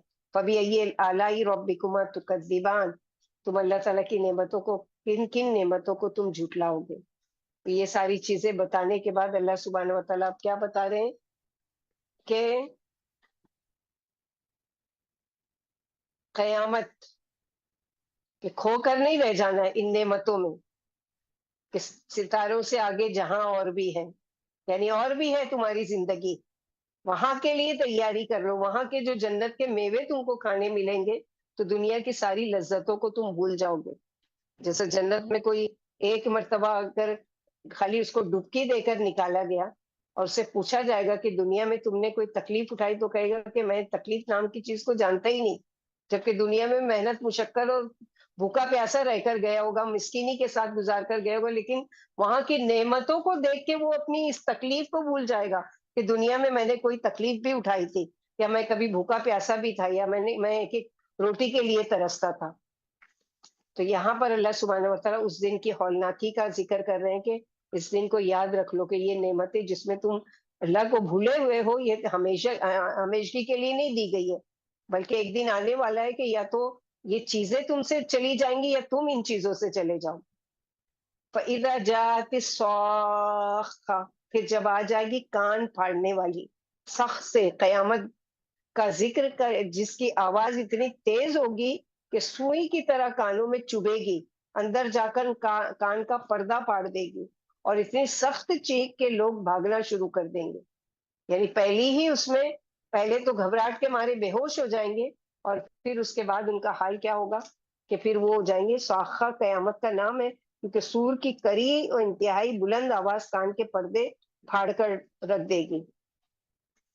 اور بدحواسی کا علم یہ ہوگا کہ جب یہ سور پھونکا جائے گا تو ایک انسان کا حال کیا ہوگا، یوم یفر المرء من اخیہ، کہ انسان کیا کرے گا، اس روز انسان اپنے ہی بھائی سے بھاگے گا، اپنے قریب ترین رشتوں سے بھاگیں گے۔ آج ہم ان کی طرف بھاگتے ہیں، کل ان سے ہی بھاگیں گے۔ آج چھوٹی سی تکلیف، چھوٹی سی پریشانی ہوتی ہے تو اللہ کو بھول کر فوراً ان کا خیال آتا ہے، کل اتنی بڑی تکلیف میں وہ ہی یاد نہیں رہیں گے، وہ ہم کو بھول جائیں گے، ہم ان کو بھول جائیں گے۔ دنیا میں ہوتا ہے نا، اگر کوئی بھائی ہے تکلیف میں ہے، یا رشتوں کی جو ترتیب بتائی جا رہی ہے وہ بہت حیران کن ہے کہ سب سے پہلے بھائی، کہ انسان سب سے پہلے اپنے بھائی بہنوں سے جدا ہوتا ہے، چاہے وہ پڑھنے کے لیے چلا جائے یا جاب کے لیے چلا جائے یا شادی ہو جائے، تو سب سے پہلے جو جدا ہوتے ہیں تو وہ کیا ہوتے ہیں، خود کے بہن اور بھائی۔ تو یہاں پر اسی اسٹیپ بائی اسٹیپ بتایا گیا کہ کس طرح سے یہ لوگوں سے بھاگے گا اور کس طرح سے وہ کرے گا، کہ بدحواسی کا یہ عالم ہوگا کہ اس دن عزیز عزیز سے بھاگے گا، کوئی کسی کے کام نہیں آئے گا۔ اور اسی طرح اپنے ماں باپ سے بھی، وَأُمِّهِ وَأَبِيهِ، کہ اپنے ماں اور اپنے باپ سے، حالانکہ یہ پہلا رشتہ ہے کہ اللہ سبحانہ و تعالیٰ کے ہاں، کہ اللہ سبحانہ و تعالیٰ اس کے لیے بتا رہے ہیں کہ ماں باپ سے پھر جدا ہو جاتے ہیں۔ اور دوسرا معنی کیا ہے، ماں کا رتبہ بڑا ہونے کی وجہ سے پہلے ماں کا ذکر پھر باپ کا ذکر کیا گیا، کہ ماں اور باپ، یا تو دنیا میں ہی آج یہ ساری چیزیں خود دیکھی ہو رہی ہے نا، کہ کیا ہو رہا ہے کہ آج ذرا شادی ہو جاتی ہے بچوں کی، یا وہ ہوتا ہے، یا تو مجبوراً وہ چلے جاتے ہیں دور، اور یا پھر یہ ہوتا ہے کہ اپنے بیوی اور بچوں کی محبت میں اپنے ماں باپ کے نافرمان ہو جاتے ہیں، اور وہ پیدا کرنے والی ماں کو بھی بھول جاتے ہیں کہ کس طرح اس نے پیدا کیا مشقت سے، اور کس طرح سے ان کی پرورش کی۔ لیکن جس کے لیے وہ ماں باپ کو بھی چھوڑتا ہے، وہ بھی رشتے ان سے وہ ٹوٹ جائیں گے، وَصَاحِبَتِهِ وَبَنِيهِ۔ اور اپنی ماں سے، آج بچے کو کچھ بھی ہو ماں کی طرف بھاگ کر آتا ہے، وہ دن اتنا خود غرض ہوگا کہ اس پیار کرنے والی ماں سے ہی بھاگے گا، اور اپنے باپ سے، وصاحبتی، اور اپنی بیوی کی طرف۔ جیسے نبی صلی اللہ علیہ وسلم پر جب وحی نازل ہوتی، فرشتے کو دیکھا تو گھبرا کر اپنی بیوی خدیجہ رضی اللہ عنہ کے پاس دوڑتے ہوئے آئے، انہوں نے تسلی دی آپ کو، مگر قیامت کے دن وہ اتنا قریبی رشتہ وہ بھی بھول جائیں گے۔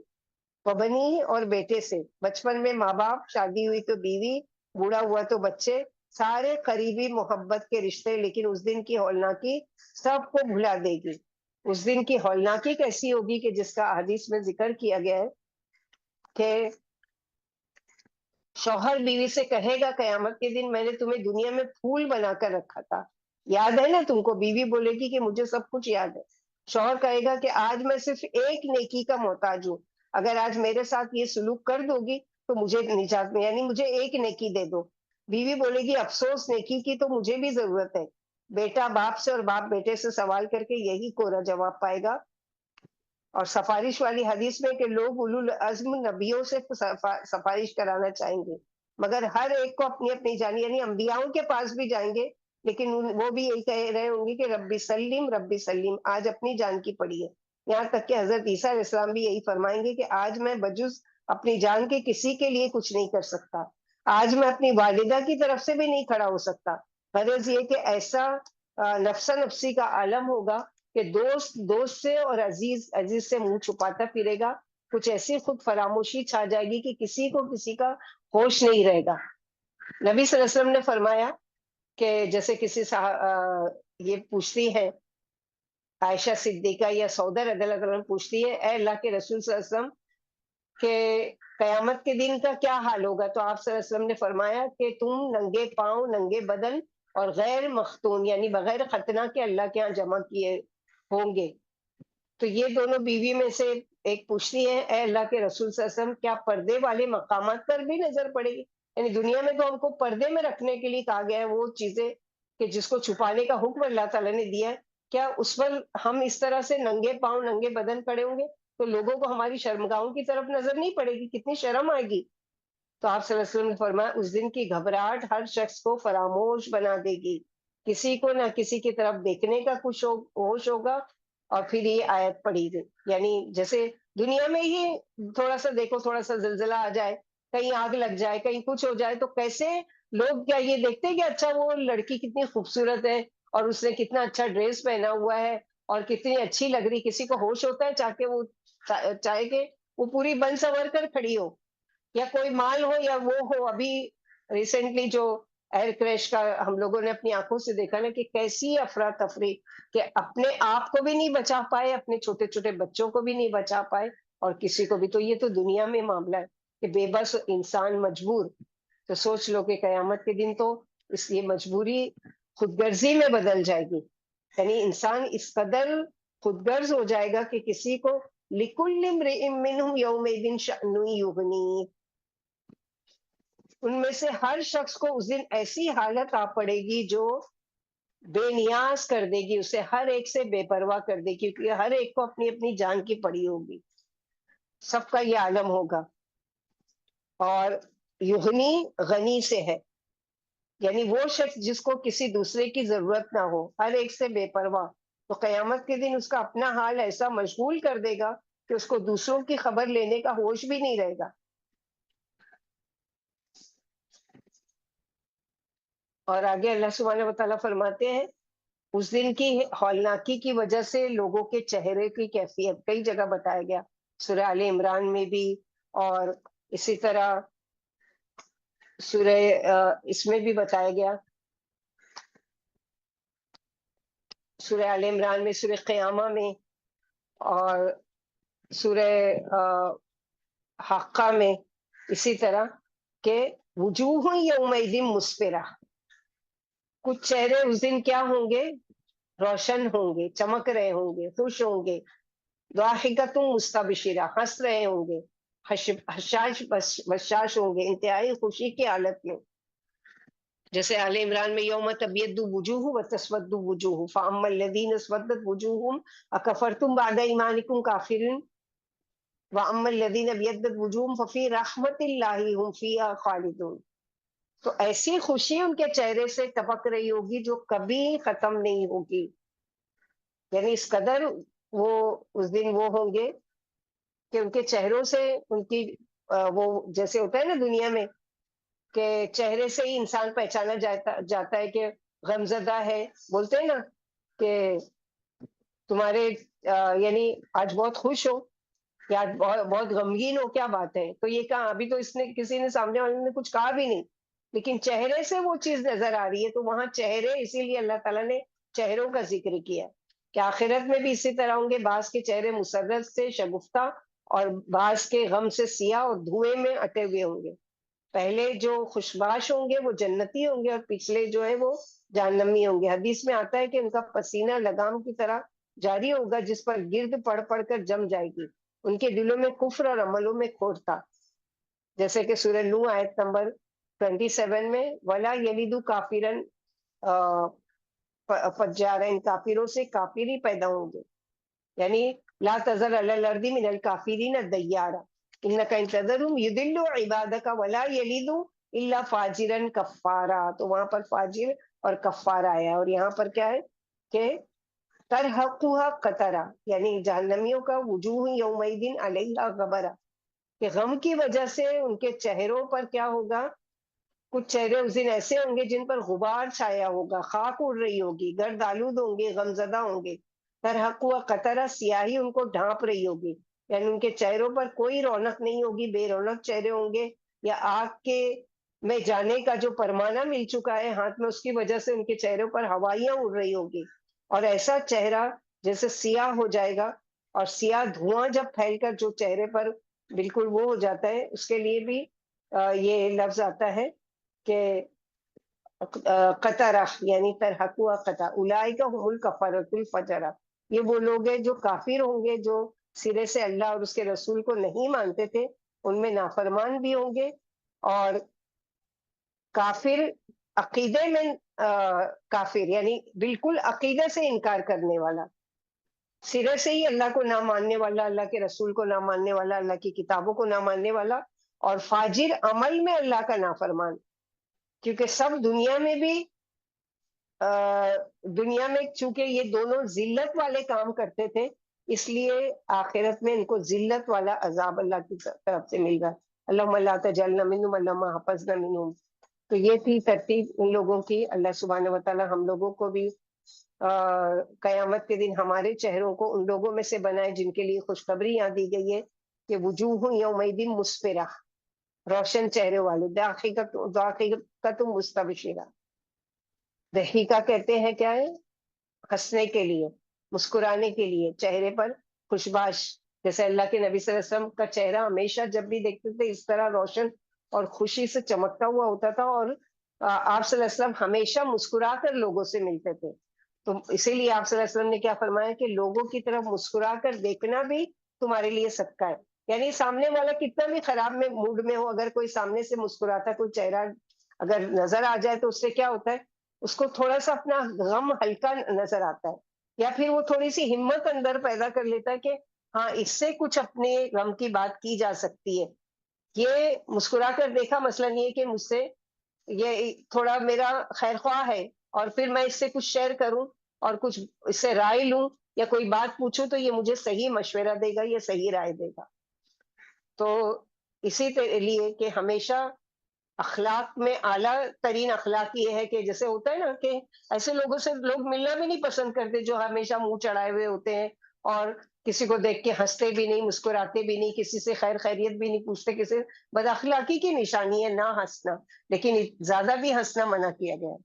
ولا تکثروا الضحیک فإن کثرت الضحیک تمیت القلب، زیادہ بھی نہ ہنسا کرو کہ زیادہ ہنسنا کیا ہے، دل کو مردہ کر دیتا ہے، تو زیادہ ہنسنے کے لیے منع کیا گیا ہے۔ جیسے جوکس ہو رہے ہیں یا محفلیں ہو رہی ہیں بعض لوگوں کی، آپ وہاں سے گزرو یا وہاں محفلوں کے پاس سے بیٹھو، دور بیٹھے ہیں آپ، لیکن اتنی زور زور سے اپنے فرینڈ سرکل میں بیٹھ کے ایک دوسرے کو مذاق اڑا رہے ہوں گے، ایک دوسرے کے لیے جوکس پاس کر رہے ہوں گے، اور ایک دوسرے سے وہ کر کے اتنا زور زور سے مل کر سب ہنستے کہ بےچارے جس کا وہ بھی شرما حضوری میں بیٹھ کے ہنستا ہے کہ کیا کرے گا وہ، کیونکہ اتنے سارے لوگ مل کر اس کا مذاق اڑا رہے ہیں، تو وہ جبکہ ہم کو کیا اللہ تعالیٰ نے سکھایا کہ کسی کا مذاق نہ اڑاؤ۔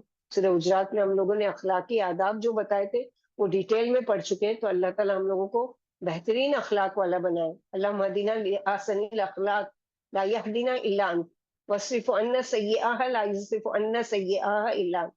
اللہ تعالیٰ ہم کو بہترین اخلاق اور بہترین اخلاق کیسے حاصل کرے اس کا راستہ، اس کا طریقہ بھی سکھائیے، اور بدترین جو اخلاق ہے اس سے ہم کو بچائیے، اور ہماری اخلاق کو بھی بد اخلاقی سے بچائیے، اور اسے بہترین اخلاق عطا فرمائیے۔